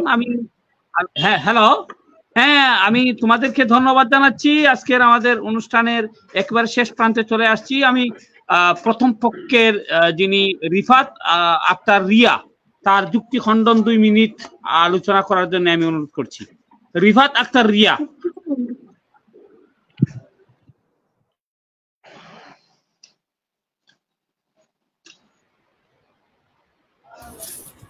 ধন্যবাদ মডারেটর আমাকে কিছু আবারও বলতে দেওয়ার সুযোগ দানের জন্য। আমার বিপক্ষ দলের তৃতীয় বক্তা বলে গেছেন, আমাকে একটি প্রশ্ন করে গেছেন যে ওনাদের মতো ধনসম্পদ পূর্ণ চুনাপাথর, কয়লা ঐতিহাসিক স্থান আমাদের কাছে আছে কিনা। তাদের এই প্রশ্নটি যুক্তিহীন বলে আমি বিবেচনা করছি, কারণ তাদের সাথে আপনাদের সাথে যেমন আমাদের কোনো মিল নেই, তেমনি আপনাদের সাথে আমাদেরও কোনো মিল নেই। আপনি কেন ভুলে যাচ্ছেন? আপনার সাথে যেমন আমাদের বন্ধুত্বের মিল নেই, তেমনি ঐতিহাসিক স্থানের কোনো মিল হতে পারে না। ঐতিহাসিক স্থান গড়ে ওঠে প্রাচীন ইতিহাস থেকে। আমার বিপক্ষ দলের বক্তারা হয়তো বুঝতে যাচ্ছেন না, কোনো জিনিসের দাম দিয়ে কোনো কিছু নিয়ে শ্রেষ্ঠত্ব বিচার করা যায় না। তেমনি ঐতিহাসিক স্থান দিয়ে কখনো কোনো উপজেলার শ্রেষ্ঠত্ব বিচার করা একটি যুক্তিহীন জিনিস। তারা বারবার তাদের ঐতিহাসিক স্থানগুলোকে এবং তার ইতিহাসকেই টেনে নিয়ে আসছে। তারা কেন শ্রেষ্ঠ এই জিনিসটা তারা বারবার ভুলে গিয়ে, তারা তাদের বিষয়বস্তু ভুলে গিয়ে তারা সব সময় যুক্তি উপস্থাপন করছে, যেই যুক্তিগুলো আমার মনে হয় যুক্তিহীন। প্রতিটি স্থানে ঐতিহাসিক স্থান রয়েছে, আপনি কেন আপনার জেলার মধ্যে শ্রেষ্ঠ সেই জিনিসটি আমাদের কাছে উপস্থাপন করবেন এবং সেই জিনিস। আমার বিপক্ষ দলের তৃতীয় বক্তা বলে গেছেন, যিনি একটি ভুল তথ্য আমাদেরকে দিয়েছেন, যেখানে আমি স্বয়ং নিজ তৃতীয় বক্তা বলেছিলাম কয়লা চুনাপাথর প্রাকৃতিক সকল সম্পদ সমৃদ্ধি আধুনিকতার ছোঁয়া আনলেও মানুষের শ্রেষ্ঠত্ব এবং শান্তি নিয়ে আসতে পারে না, সেটি তিনি বলেছেন। আমার পক্ষে দ্বিতীয় বক্তা সেই যুক্তিটি খণ্ডন করেছেন, অতএব তার যুক্তিটি যুক্তিহীন এবং তিনি ভুল তথ্য প্রমাণ করেছেন। আমার বিপক্ষ দলের বক্তারা সকলে মনে হয় তাদের ঐতিহাস দিয়েই শ্রেষ্ঠত্ব প্রমাণ করতে চান এবং সম্পদ দিয়ে শ্রেষ্ঠত্ব প্রমাণ করতে চাই। আমি একটি উদাহরণ দিয়ে বলতে চাই, মাননীয় মডারেটর, যখন একটি সন্তান শিক্ষিত হয় তখন অবশ্যই সে তার পিতামাতাকে সম্মান করে, এবং অনেক ঘনিষ্ঠ পরিবারের সন্তানেরা রয়েছেন যারা তাদের পিতামাতাকে সম্মান প্রদর্শন করে না, এবং অনেক স্থানে রয়েছে। আমরা কয়েকদিন আগে দেখলাম যে একটা মেয়ে তার বাবা মাকে অসম্মান করে সে বিভিন্ন ধরনের আসক্তি, অর্থাৎ গাঁজা, মদ, আফাম ইত্যাদিতে তারা আসক্ত হয়ে তাদের পিতামাতাকে সম্মান করে না, যমুনা টিভিতে। অতএব মাননীয় মডারেটর, একটি কৃষক ঘরের সন্তান তার পিতামাতাকে যতটুকু সন্তান সম্মান প্রদর্শন করে শান্তি অর্জন করে, সেই পক্ষ থেকে আমার জেলার সহজ সরল মানুষ, তাদের প্রাকৃতিক সম্পদ, সহজ সরল মানুষের সকল ব্যবহার, তাদের দেওয়া ন্যায় নিষ্ঠা সত্যবাদিতার পক্ষ থেকে আমি আমার নিজেকে শ্রেষ্ঠত্ব প্রমাণ করি। আমি চাই না সমৃদ্ধ একটি আমরা চাই না ধনসম্পদ সমৃদ্ধ একটি দেশ। আমরা চাই একটি শান্তিপূর্ণ একটি উপজেলা কিংবা জেলা কিংবা একটি দেশ। একটি দেশকে গঠন করার জন্য একটা সত্যবান ন্যায়নিষ্ঠাবান মানুষই যথেষ্ট। যেখানে একজন ধনিষ্ঠ মানুষ একটি দেশকে ধ্বংস করে দিতে পারে, কারণ সুশিক্ষিত মানেই স্বশিক্ষিত নয়, সেটা তাদেরকে মনে রাখতে হবে, মাননীয় মডারেটর মনে রাখতে হবে। অতএব একটি শিক্ষিত মানুষের দ্বারা একটি দেশ ধ্বংস হতে পারে, আবার একটি শিক্ষিত মানুষের দ্বারা একটি দেশ গড়ে উঠতে পারে। তেমনি ভাবে সহজ সরল মানুষ দিয়ে তারা শিক্ষিত এবং সমৃদ্ধি দিয়ে কেন শ্রেষ্ঠত্ব প্রমাণ করতে চাচ্ছে মাননীয় মডারেটর? আমার বিপক্ষ দলের পক্ষ ধন্যবাদ প্রশ্ন করে গেলাম। ধন্যবাদ সকলকে। আসসালামু আলাইকুম। ধন্যবাদ।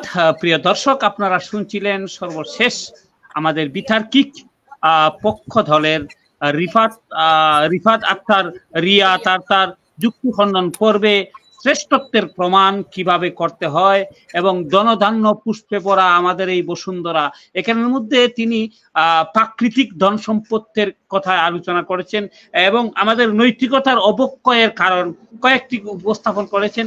এবং আমি বিপক্ষ দলের যিনি রয়েছেন দলনেতা হিসাবে নন্দিনী সন্দীপা রানী সেনকে, নন্দিনী সরকারকে তার বক্তব্য প্রদান করার জন্য অনুরোধ করছি। নন্দিনী সরকারকে তার বক্তব্য প্রদান করার অনুরোধ করছি। 2 মিনিট। ধন্যবাদ মাননীয় মডারেটর, আমাকে আবার কিছু বলার সুযোগ করে দেওয়ার জন্য। মাননীয় মডারেটর, আমার বিপক্ষ দলের বন্ধুরা হয়তো ভুলে গেছে যে আমার বিপক্ষ দলের বন্ধুরা বলেছেন, আমার বিপক্ষ দলের দলনেতা বলেছেন যে কোনো ঘরের সন্তান যদি এটা কোনো উপজেলার আমি ওনার প্রশ্নটি নিজে আমার বিপক্ষ দলের আমার বিপক্ষ দলের বন্ধুরা ভুলে গেছে যে কিছু ঐতিহাসিক জায়গা থাকলেই তার জেলাটি হয়তো শ্রেষ্ঠ হতে পারে না। তিনি ভুলে গেছেন যে 200 বছরের আম গাছ থাকা সত্ত্বেও 200 বছরের পুরনো আম গাছ থাকলেও এটি কোনো ঐতিহাসিক জায়গা নয়। তিনি হয়তো ভুলে গেছেন যে বিশ্বে এখনো আরো হাজারো হাজারো বছর পুরনো কিছু গাছ রয়ে গেছে। তিনি ভুলে গেছেন যে কারো সন্তান যদি কোনো নেশাগ্রস্ত হয়, সেটা কোনো উপজেলার তার বাবা মার সমস্যা, এটা কোনো উপজেলার সমস্যা নয়। তারা তাদের বিতর্কের বিষয় থেকে বেরিয়ে গেছে। আমাদের বিতর্কের বিষয়টি ছিল আমার উপজেলায় শ্রেষ্ঠ, কিন্তু আমার বিপক্ষ বন্ধু বলেছেন যে কোনো সন্তান যদি নেশাগ্রস্ত হয় তাহলে এটি একটি জেলার সমস্যা। কিন্তু এটি আমি বুঝতে পারলাম না এবং আমার সহযোদ্ধারা বুঝতে পারলো না যে এটি কিভাবে একটি উপজেলার সমস্যা। এটি তারা অযৌক্তিক কথা বলছে। এটি আমার মনে হয় এটি একটি পরিবারের অসচেতনতা। কারণ পরিবারের গার্জিয়ানরা যদি সচেতন না হয় তাহলে তাদের ছেলেমেয়েরা অবশ্যই নেশাগ্রস্ত এবং খারাপ দিকে ঠেলে যাবে।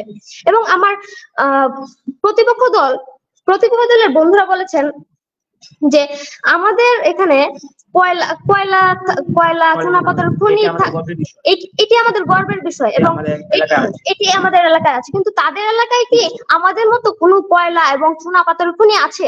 তাদের এলাকায় কি 200 বছর 3000-এরও উপরে কোনো গাছের বাগান আছে?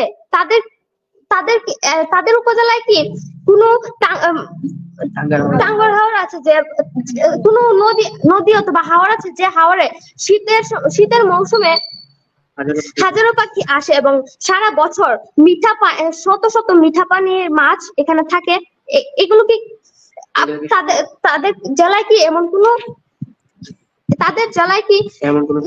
এমন কোন হাওর আছে যে হাওরগুলো গ্রীষ্মের সময় শুকায় এবং তা থেকে হাজার হাজার ধান হাজার হাজার মন ধান উৎপাদন হয়, তাদের এলাকায় কি আছে ভারত হতে কোনো কয়লা চুনাপাথর আমদানি হয়? তাদের এলাকায় কি আছে যে ভারত এবং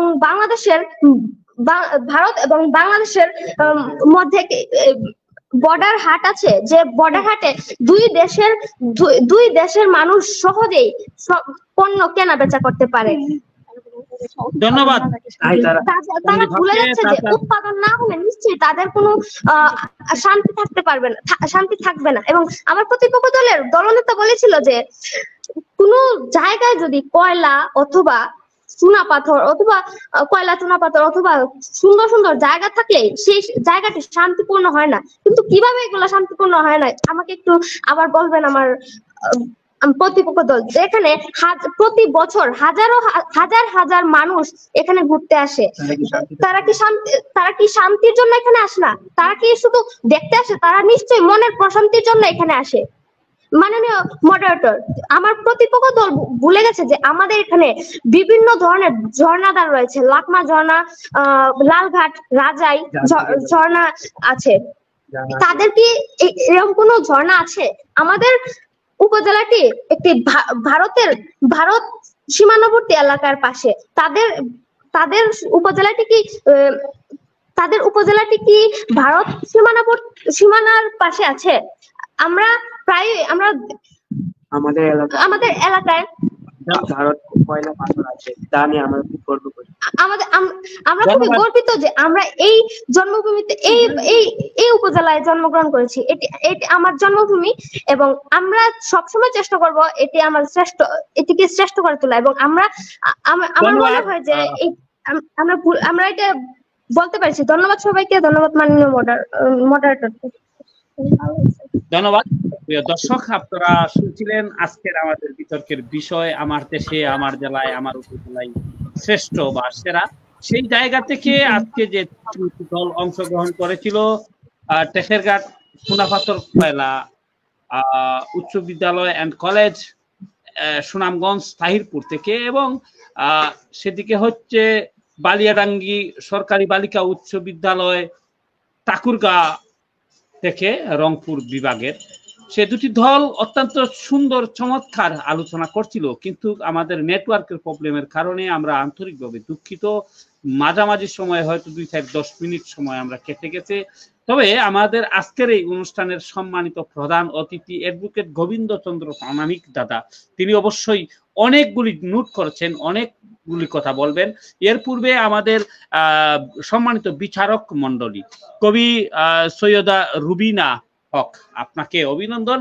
আপনি অবশ্যই মার্ক করেছেন এবং আপনার কাছে সরাসরি চলে আসছি। আপনি আমাদের এই যে কোমলমতি শিক্ষার্থীর মুখ থেকে আমরা যে ইতিহাস ঐতিহ্যের কথাগুলি বলছিলাম বা শুনছিলাম, আমরা যে বিষয়গুলি অনুধাবন করি, আমাদের সারা দেশ থেকে প্রতিটা উপজেলা থেকেই একটা দুইটা করে আমাদের এই শিক্ষার্থীদের নিয়ে এসে এবং তাদের মুখ থেকে আমরা এই ইতিহাসগুলি জানতে চাইব। এই বিষয়ে বা তাদের ফলাফল বিষয়ে আপনি কি আলোচনা করবেন? ফলাফলের ফাইনাল সিদ্ধান্ত বলতে হবে না, তবে আপনার ধারণা, অনুমান, অনুভব বলতে হবে। ধন্যবাদ।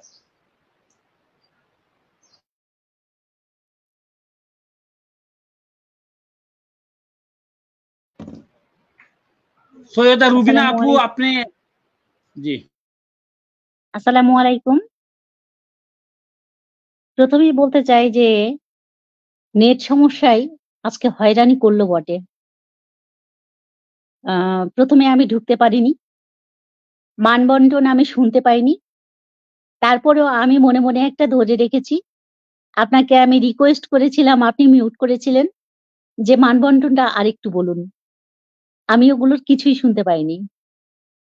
দয়া করে যারা শুনেছেন তারা তো ভালোভাবে মার্কস করেছেন, কিন্তু আমি ভালোভাবে শুনেছি মনোযোগ দিয়ে। আমি কিছুটা বলতে চাই, তারপরে মানবন্টনের দিকে আপনি একটু আমাকে জাস্ট কয়েক সেকেন্ড বলা মাত্র আমি ঠিক করে দেব। এখন কথা হচ্ছে যে সুপ্রিয় শিক্ষার্থী বন্ধুরা, তোমরা ভালো আছো? আশা করি তোমরা ভালো আছো, হয়তো মিউট করে আছো। আলহামদুলিল্লাহ। এ সময় আনমিউট করে রাখো কথাগুলো শোনার জন্য। তোমাদের দুই পক্ষেরই আমি বক্তব্য শুনেছি এবং খুব ভালো লেগেছে। কোমলমতি এই শিশুরা আজ যে সুন্দর করে বক্তৃতা রাখলো, খণ্ডন করলো একে অপরের, আমি অভিভূত। বিশেষ করে শেষে নন্দিনী পারবো না করে শেষে পেরেই ফেললো। সে সুনামগঞ্জকে একেবারে জাগিয়ে তুলেছে বিভিন্ন দিক থেকে। আমি সুনামগঞ্জ সম্পর্কে সুনামগঞ্জে যাইনি, তবে সুনামগঞ্জের একটা বিগ ফ্যান ফলোয়ার্স আমার আছে। তো সেইখান থেকে আমি যতটুকু জানি, সুনামগঞ্জে মানুষ আসলে বাংলাদেশ থেকে, আমাদের চাঁপাইনবাবগঞ্জ থেকেও আমরা সুনামগঞ্জে যাই প্রাকৃতিক সৌন্দর্য দেখার জন্য। বিমোহিত হই, বিশেষ করে শিমুল বাগান, বিশেষ করে শিমুল বাগান, এর যে সৌন্দর্য আমি দূর থেকে দেখেই মোহিত হই। কত কবিতা লিখেছি আমি জানি না, প্রচুর কবিতা লিখেছি আমি সুনামগঞ্জে। আমি সুনামগঞ্জকে উৎসর্গ করে জলজোছনায় জ্যোৎস্না 2024 আমার বইমেলায়, ঢাকা বইমেলায় একটা বই ছিল। তো বললে অনেক কথা, তবে তুমি খণ্ডন করেছো খুব সুন্দর। আর আরেক পক্ষ ঠাকুরগাঁও। মামনি, তোমার নামটা কি ছিল? প্রিয়াঙ্কা?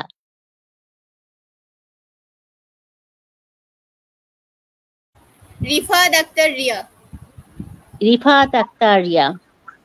তবে আমার দলপ্রধান হিসাবে রিফাত আক্তার রিয়াকে পূর্ণ মার্ক দেওয়ার ইচ্ছা আছে, কারণ ও সাবলীল ভাষায় যে কথাগুলো বলেছে এবং খুব সুন্দর করে যে শুরু থেকে শেষ পর্যন্ত এন্ডিংটা ও করেছে, দারুণ এক্সপার্ট, মানে একদম দারুণ একটা সাফল্যের সাথে সে শুরু থেকে শেষ পর্যন্ত করে গেছে। এইটা ছিল দারুণ সাফল্য তার। ধন্যবাদ ম্যাম। শুনতে পাচ্ছি। আর মার্কিং এর ব্যাপারটা আপনি একটু বলেন আমাকে, আসলে আমি শুনতে পেয়েছিলাম না তখন।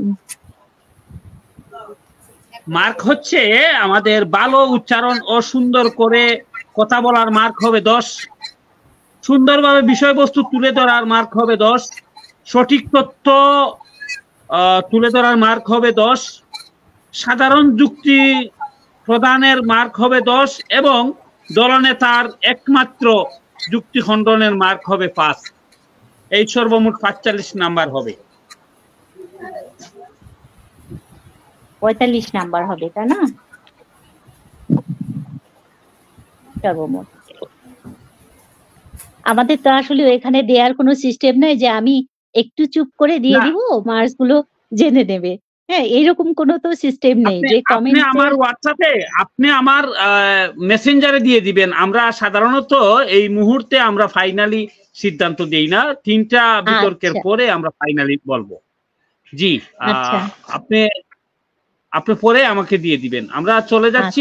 আর একজন অতিথি আমাদের, আপনার যদি কথা বলার ইচ্ছা থাকে বলতে পারেন 1 মিনিট। আমি একটু কথা বলতে চাই। ও যেহেতু সুনামগঞ্জ নিয়ে অনেক কথা বলেছে, বাংলাদেশের জন্ম আমার, সকল দেশের সেরা, অপরূপ যে রূপময়ী, সবুজ দিয়ে ঘেরা। সুনামগঞ্জ জেলা শহর, ছাতক উপজেলা, মন মাতানো হাওর বিলে, প্রাণে জাগায় দোলা। আমি একজন সুনামগঞ্জের কবিরই কবিতা পড়ছি। বাবার নাম আব্দুল হক, ঝিগলি আমার গ্রাম, ভাতগাঁও ইউনিয়নে যার রয়েছে সুনাম। মায়ের নামটি আকলিমা, পাশে নানার বাড়ি, যেতে আসতে ছোট নায়ে, রত্না দিতাম পারি। দাদার নাম আমিনুল্লাহ, শহরুল্লাহ ছেলে, কবিলপুরে বেড়ে উঠি শুধু হেসে খেলে। কবি সুনামগঞ্জের প্রখ্যাত একজন কবি ইমামুল ইসলাম রানা। আমি তৎক্ষণাৎ আমার জেলা নিয়ে লিখেছি আপনাদের সাথে কথা বলতে বলতে। যদি আমি আমার জেলাকে তুলে ধরতে চাই তোমাদের উদ্দেশ্যে, তাহলে আমি দু চার কথা আমার জেলাকে নিয়েও বলতে পারি। তাৎক্ষণিক লেখায় আমার জেলা চাঁপাইনবাবগঞ্জ। তোমাদের উদ্দেশ্যে আমি তোমাদেরকে উৎসর্গ করছি। আমার বাড়ি আসছে বন্ধু, আমের ডালে ঝুলবো, ঝুলনা লাগিয়া তোমাকে লিয়া হাইলে হাইলে ঝুলবো। ওজি পাগার পাগার টপকা টপকা হাঁটবো না খলিয়া, ছিমড়ি তুলতে লিয়া যাবো জি ঢালের ভুঁই দিয়া। ওজি আসছো তুমি চাঁপাইনবাবগঞ্জে, খাইতে দিব দহি, নুন মরিচের চাটনি দিয়া আম মাখাবো, খাবো জি 200। ওজি খাবো জি 200।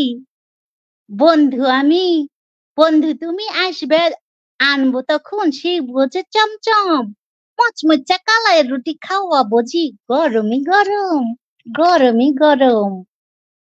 ও যে আসছো তুমি চাঁপাইনবাবগঞ্জে, খাইতে দিব দহি, নুন মরিচের চাটনি দিয়ে আম মাখাবো, খাবো জি 200। আজ খাবো জি 200। ঘুরতে যাবো দারেশ বাড়ি, আরো যাবো জি সোনা মসজিদ, ক্যাপ্টেন জাহাঙ্গীরের কবরটা যে সেইখানেতে সমাহি, আজি বুঝলে সেইখানেতে সমাহি।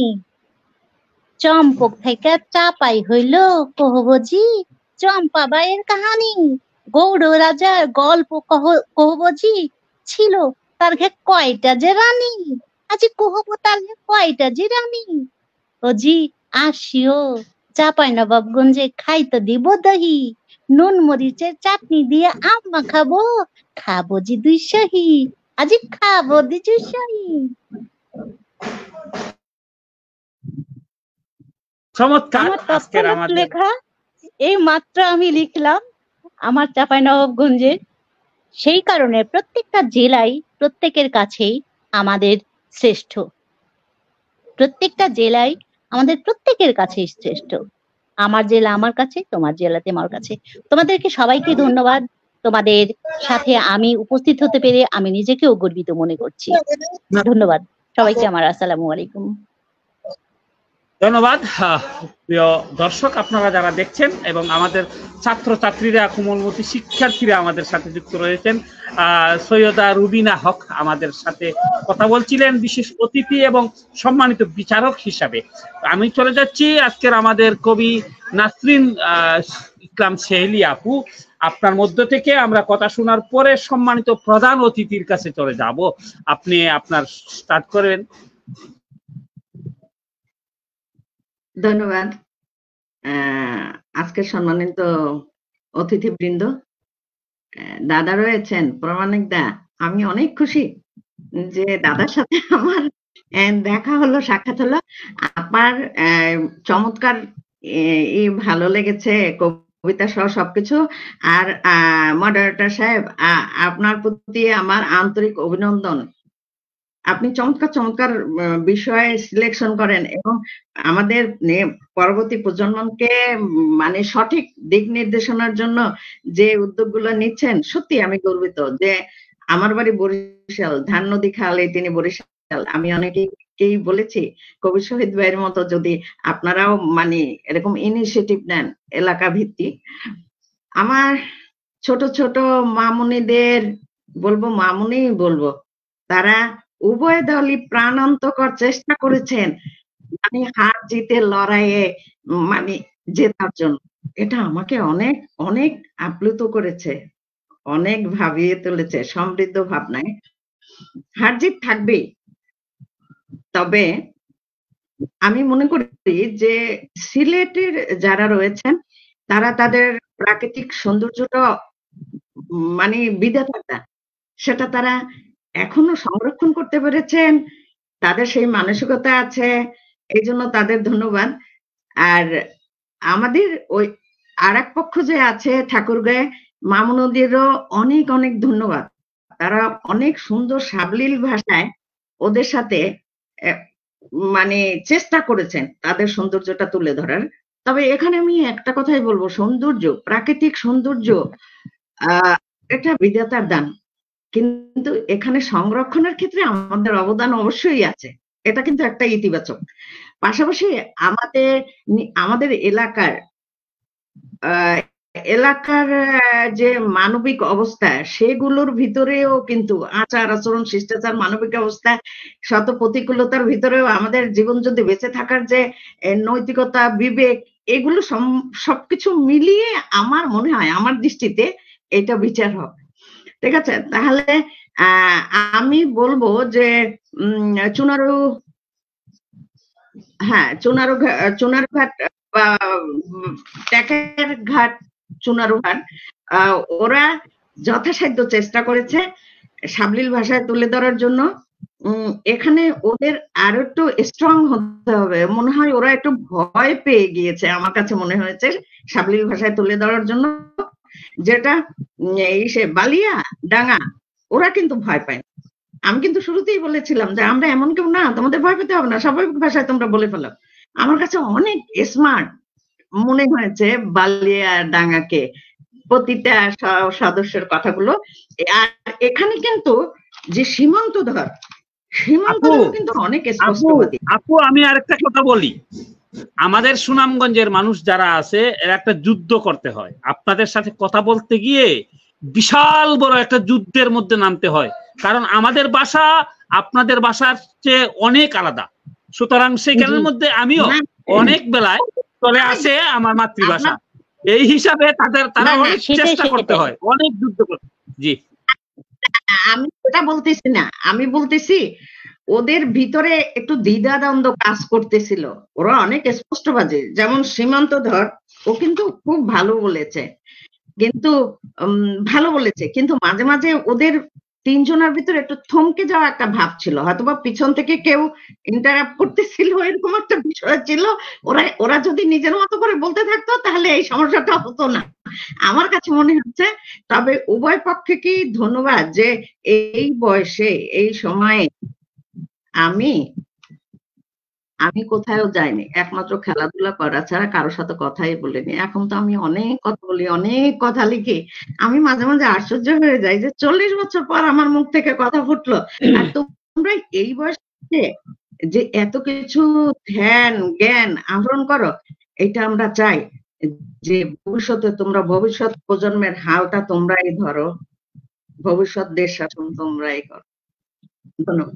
হ্যাঁ সেটাই তো, তোমাদের একটা ছোট্ট টিপস বলি মামনিরা, আমরা হাততালি দেই তোমার, হ্যাঁ অবশ্যই তোমাদের একটা ছোট্ট টিপস বলি মামনিরা, তোমরা পড়বে নিজেদের পড়ার বই ছাড়াও তোমাদের সমসাময়িক যে বইগুলো ছোটদের আছে পড়বে, যত পড়বে তত বানান তোমার শুদ্ধ হবে, কথা বলবে আয়নার সামনে, বুঝেছো? আমি যে কথা বলছি আমার কথাগুলো শোনো, আমি কথা বলি এভাবে। তোমার মতো যখন ছোট ছিলাম আমিও এই ডিবেটিং এ যেতাম, আমি বিটিভির ডিবেটিং করেছি, আমি ঢাকা ক্যান্ট পাবলিকের ছাত্রী, আমাদের সেখানে রীতিমতো এই প্রোগ্রামগুলোতে অ্যাটেন্ড করতে হতো এবং উপস্থাপনের সেই ছোট্টবেলা থেকে সামনে যে কোনো সময় আমি সামনে আসতাম। যেহেতু আমার বাবা আর্মি অফিসার ছিলেন, আমি ক্যান্টনমেন্টে, যে কোনো কারণে আমাদের উপস্থাপনার জন্য আমাকে সামনে নেওয়া হতো। তো ইচ্ছা থাকলে উপায় হবে, আয়নার সামনে কথা বলবে, যখন আয়নার সামনে চুলা চালাবে একা একা কথা বলবে, দরজাটা বন্ধ করে চুপটি করে সুন্দর ভাষা শেখার জন্য একা একা বইটা সামনে নিয়ে কথা বলবে, দেখবে ভাষা সুন্দর হবে, শুদ্ধ হবে, বাংলা উচ্চারণ সুন্দর হবে, তুমি ভালো তোমার নিজের কাছে নিজেকে ভালো লাগবে। বাংলা উচ্চারণ একটা সুন্দর একটা দিক, তোমার মাধুর্যতা সৃষ্টি করে চেহারার। ধন্যবাদ প্রিয় দর্শক, ধন্যবাদ, চমৎকার। আমাদের শেষ পর্যায়ে চলে আসছি, আমাদের আপু কি বলবেন? নাসরিন আপু কি বলবেন?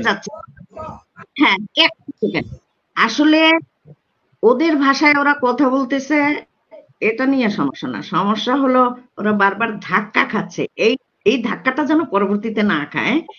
অনুধাবন করছি। জি জি, ধন্যবাদ, ধন্যবাদ। এটা ঠিক হয়ে যাবে, কারণ এরা যে সাহস করে আসছে, আমি অনেকবার অনেক জায়গায় অনেক কলেজের দেরকে আমি আমন্ত্রণ করি, তারা হয়তো স্কুলের যারা প্রধান দায়িত্বে রয়েছেন তারা হয়তো তারা নিজেই সাহস করতে পারে না, স্কুলের ছাত্রছাত্রীরা তো সাহস করাটা বিশাল বড় একটা বিষয়। আমরা চলে যাচ্ছি আজকের আমাদের অনুষ্ঠানের সম্মানিত প্রধান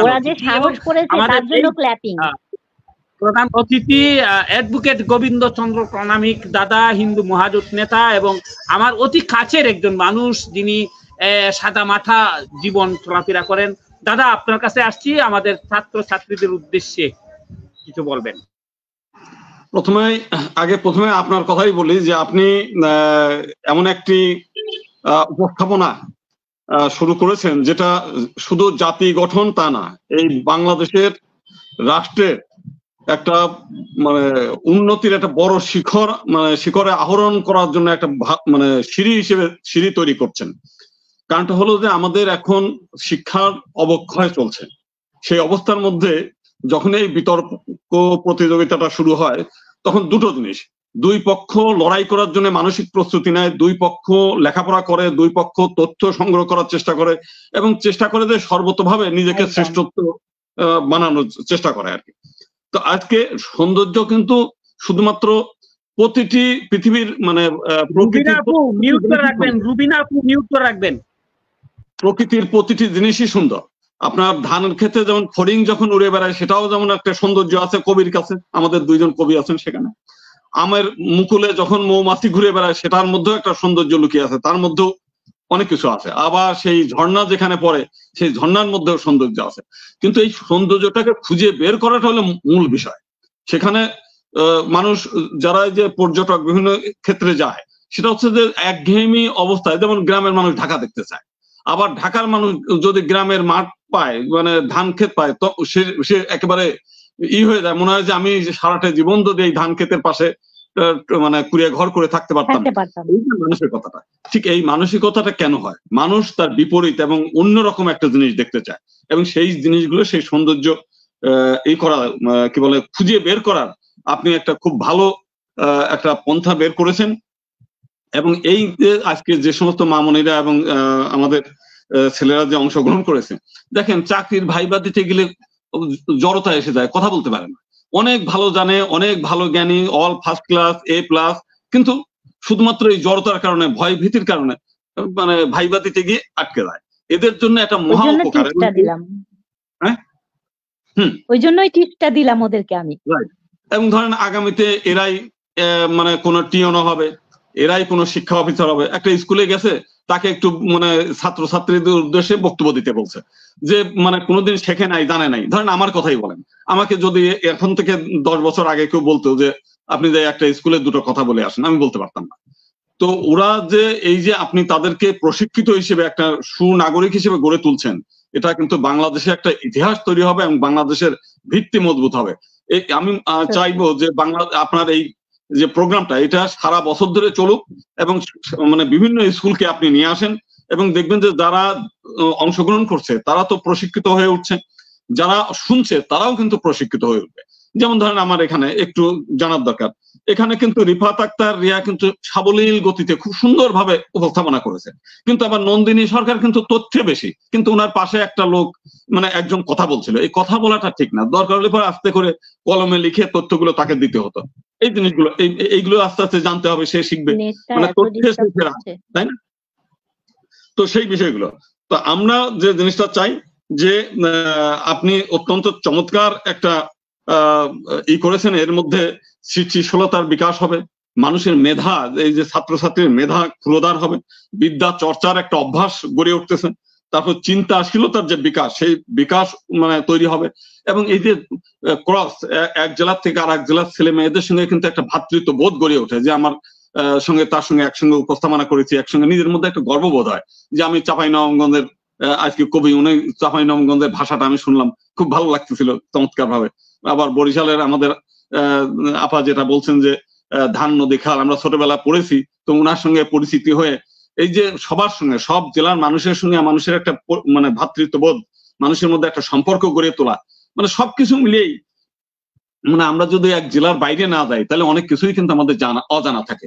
এখানে বাইরে না গিয়েও শুধুমাত্র আপনার উপস্থাপনার মধ্য দিয়ে আজকে আমরা কয়েকটা জেলার মানুষের সঙ্গে একটা সম্পর্ক গড়ে তুললো। এই যে মানুষের সঙ্গে মানুষের একটি সম্পর্ক এবং একই সঙ্গে ছাত্রছাত্রীদের যে তাদের মেধা ক্ষুরোদার করা, তাদের মধ্যে চিন্তাশীলতা সৃষ্টি করা, তাদের মধ্যে পাঠভ্যাস তৈরি করা, তাদের মধ্যে নিজের জন্মভূমির যে সৌন্দর্যটাকে খুঁজে বের করার যে আপ্রাণ চেষ্টা, সেই চেষ্টা সবকিছুই মানে তুলনাহীন। আমি সত্যি অভিভূত আজকের এই অনুষ্ঠানে। বিশেষ করে আপনি আরো দুইজন কবিরা তো সবসময় সৃষ্টিশীল হয় এবং জগৎকে আলোকিত করতে চায় সবসময়, তাদের মধ্যে কোনো কি বলে আপনার এই মলিনতা থাকে না, তারা জগৎকে সবসময় সুন্দর দেখতে চায় এবং সুন্দর করতে চায়। বিশেষ করে আপনি তো আপনার প্রথম থেকে আপ্রাণ চেষ্টা করছেন একটা এই বাংলাদেশকে সুন্দর করার জন্য।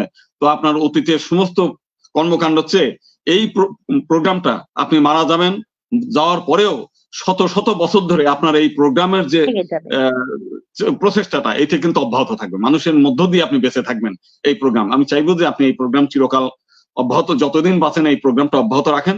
এর মধ্য দিয়ে একটি দেশ গড়ে উঠবে, সুনাগরিক গড়ে উঠবে এবং সত্যিকার মানুষ হিসেবে এদেরকে আমরা গড়ে তুলতে পারবো। ধন্যবাদ। ধন্যবাদ প্রিয় দর্শক সবাইকে, আপনারা যারা দেখছিলেন। ধন্যবাদ প্রিয় দর্শক আপনারা যারা দেখছিলেন। এবং আমাদের সাথে আমার অত্যন্ত প্রিয় তিনজন ব্যক্তি রয়েছেন, অ্যাডভোকেট গোবিন্দ চন্দ্র প্রাণামিক দাদা, নাসরিন ইসলাম শেহলি আপু এবং আমাদের সৈয়দা রুবিনা আপু সহ আমাদের বাংলাদেশের বা পশ্চিমবঙ্গ ভারতেরও আমার অনেক বন্ধুরা ফ্রেন্ড ফলোয়ার রয়েছেন। তাদের মতের ভিত্তিতে প্রত্যেকের মতের ভিত্তিতে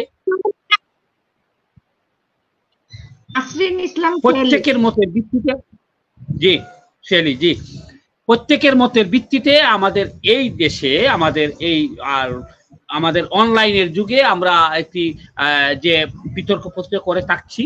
এর পূর্বে 2013 সাল থেকে আমি ওই অফলাইনে বিতর্ক করে যাচ্ছিলাম আমাদের সুনামগঞ্জ জেলায়, শুধুমাত্র সুনামগঞ্জ জেলায়, কিন্তু এখন সারা বাংলায় ধরেছি এবং টেকনাফ থেকে তেঁতুলিয়া, সুন্দরবন থেকে পাতুরিয়া প্রত্যেকটা জায়গায় আমরা টাচ করব এবং প্রত্যেকটা উপজেলাকে আমরা লক্ষ্য করব এবং প্রত্যেক জায়গা থেকে আমরা সহযোগিতা চাইবো। আমাদের প্রধান শিক্ষক যারা রয়েছেন তারা যদি আমাদেরকে সহযোগিতা করেন তাদের মতের ভিত্তিতে, এবং আমাদের জেলা শিক্ষা অফিসার, বিভাগীয় শিক্ষা অফিসার সহ তারাও আমাদেরকে সহযোগিতা করেছেন।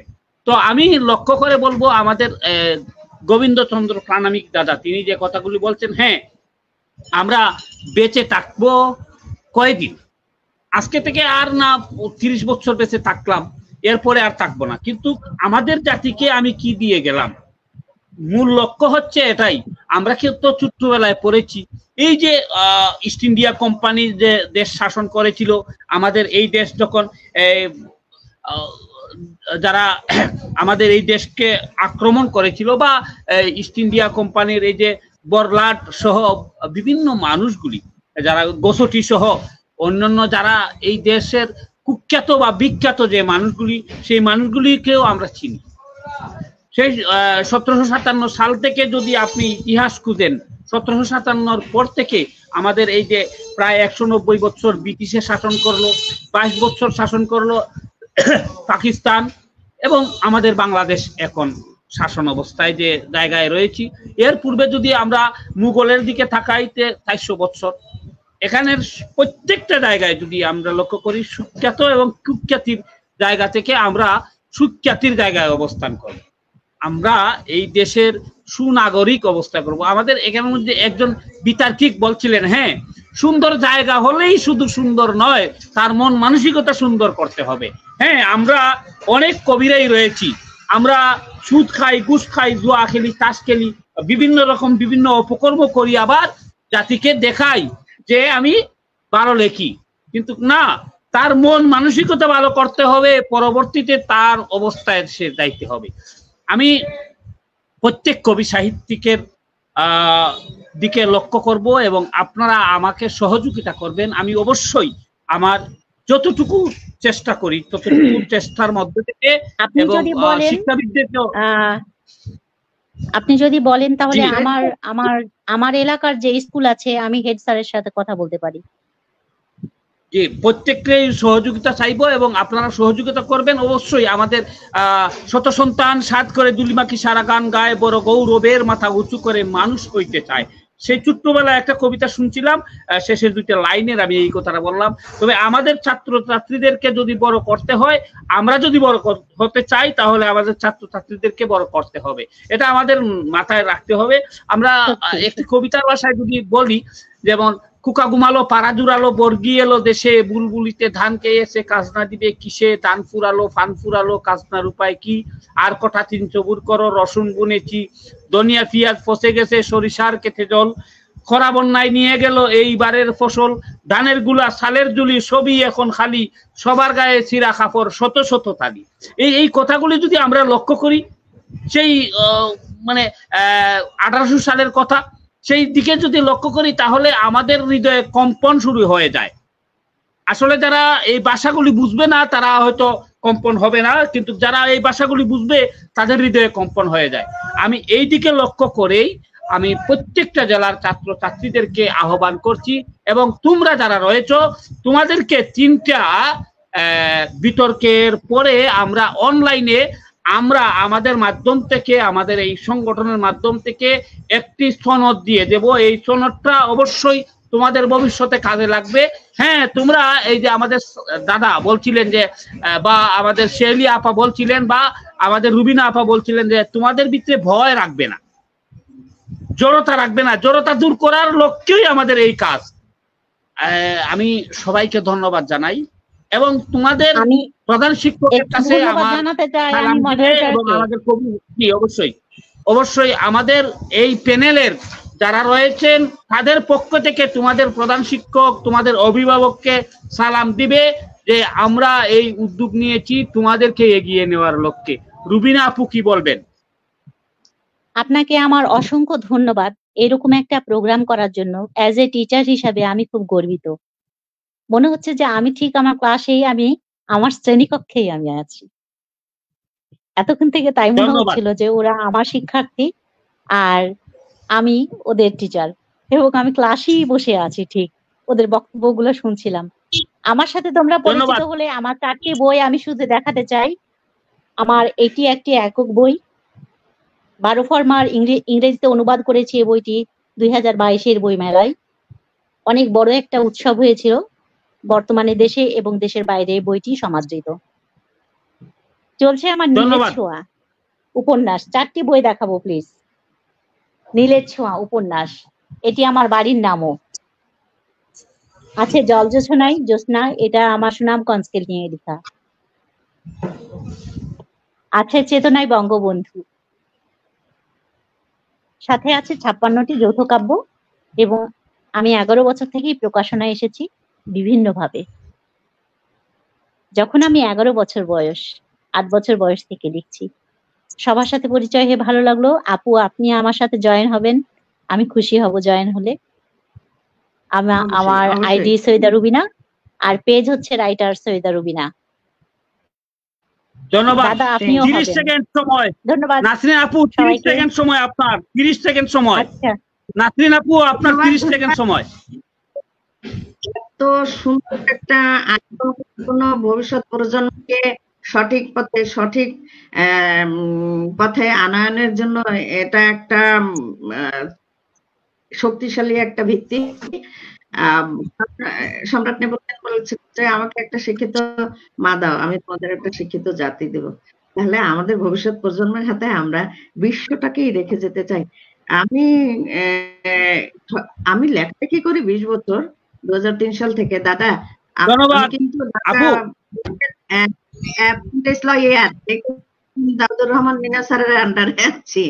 আর আমার মামুনিদের জন্য এবং বাবা, তোমরা যারা আছো, তোমরা যা লালন করবে, ধারণ করবে, ভবিষ্যতে তোমরা এই দেশ গঠনে এগিয়ে আসছো, এটাই আমাদের আশা, ইচ্ছে। এবং শুধু আমরা বললেই হবে না। শহীদ ভাই একটা কথা বলেছেন, অনেক কবি সাহিত্যিকরা অনেক কিছু লেখেন কিন্তু কাজ করেন না। এজন্য পিছনে সাধারণ মানুষ দাঁত বের করে হাসে। বুঝতে পারছেন? এটা একটা কপটতা। ধন্যবাদ আপু।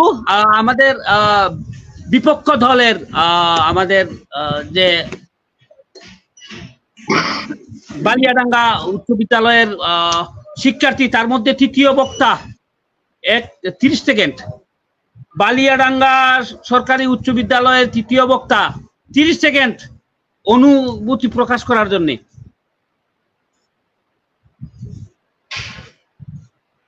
না, তোমার মিউট করা, তুমি আনমিউট করে 30 সেকেন্ড কথা বলার জন্য। হ্যাঁ, আসসালামু আলাইকুম ওয়া রাহমাতুল্লাহ।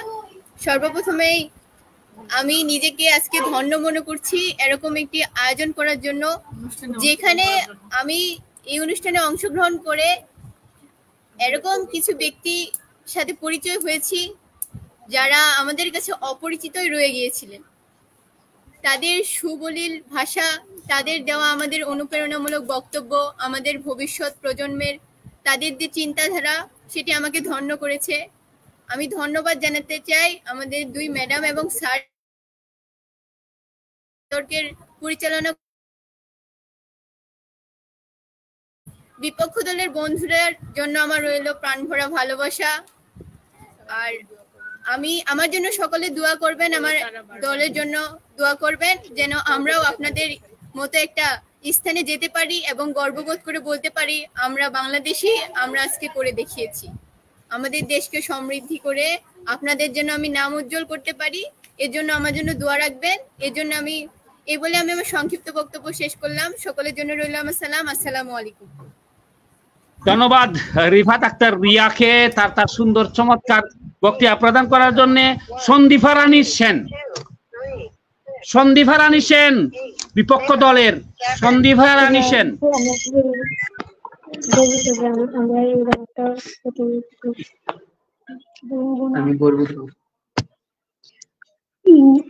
নমস্কার, আমি গর্বিত আমি এই দেশে জন্মগ্রহণ করতে পেরেছি। আমরা বুঝতে পেরেছি যে আমাদের জড়তার কারণটা। আমরা আরো গভীরভাবে চেষ্টা করবো যাতে আমরা আমাদের জড়তাকে ত্যাগ করতে পারি এবং ভালোভাবে আরো চেষ্টা করব যাতে আমরা আরো ভালো করতে পারি। আপনাদের অনেক ধন্যবাদ, আপনারা আমাদের দোষটা দেখিয়ে দিতে পেরেছেন। প্রতিপক্ষের বন্ধুরা তারা তাদের কথা অনেক সুন্দর হয়েছে, তারা আমাদের ভুলটা ধরতে পারছে, তার জন্য ধন্যবাদ। আমি আমার বক্তব্য শেষ করছি। আমরা সবাই হাততালি দিয়ে আমরা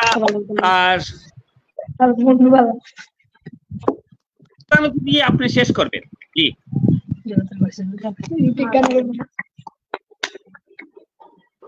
গোবিন্দচন্দ্র প্রামাণিক দাদা, আপনার 1 মিনিট শেষ করার জন্য।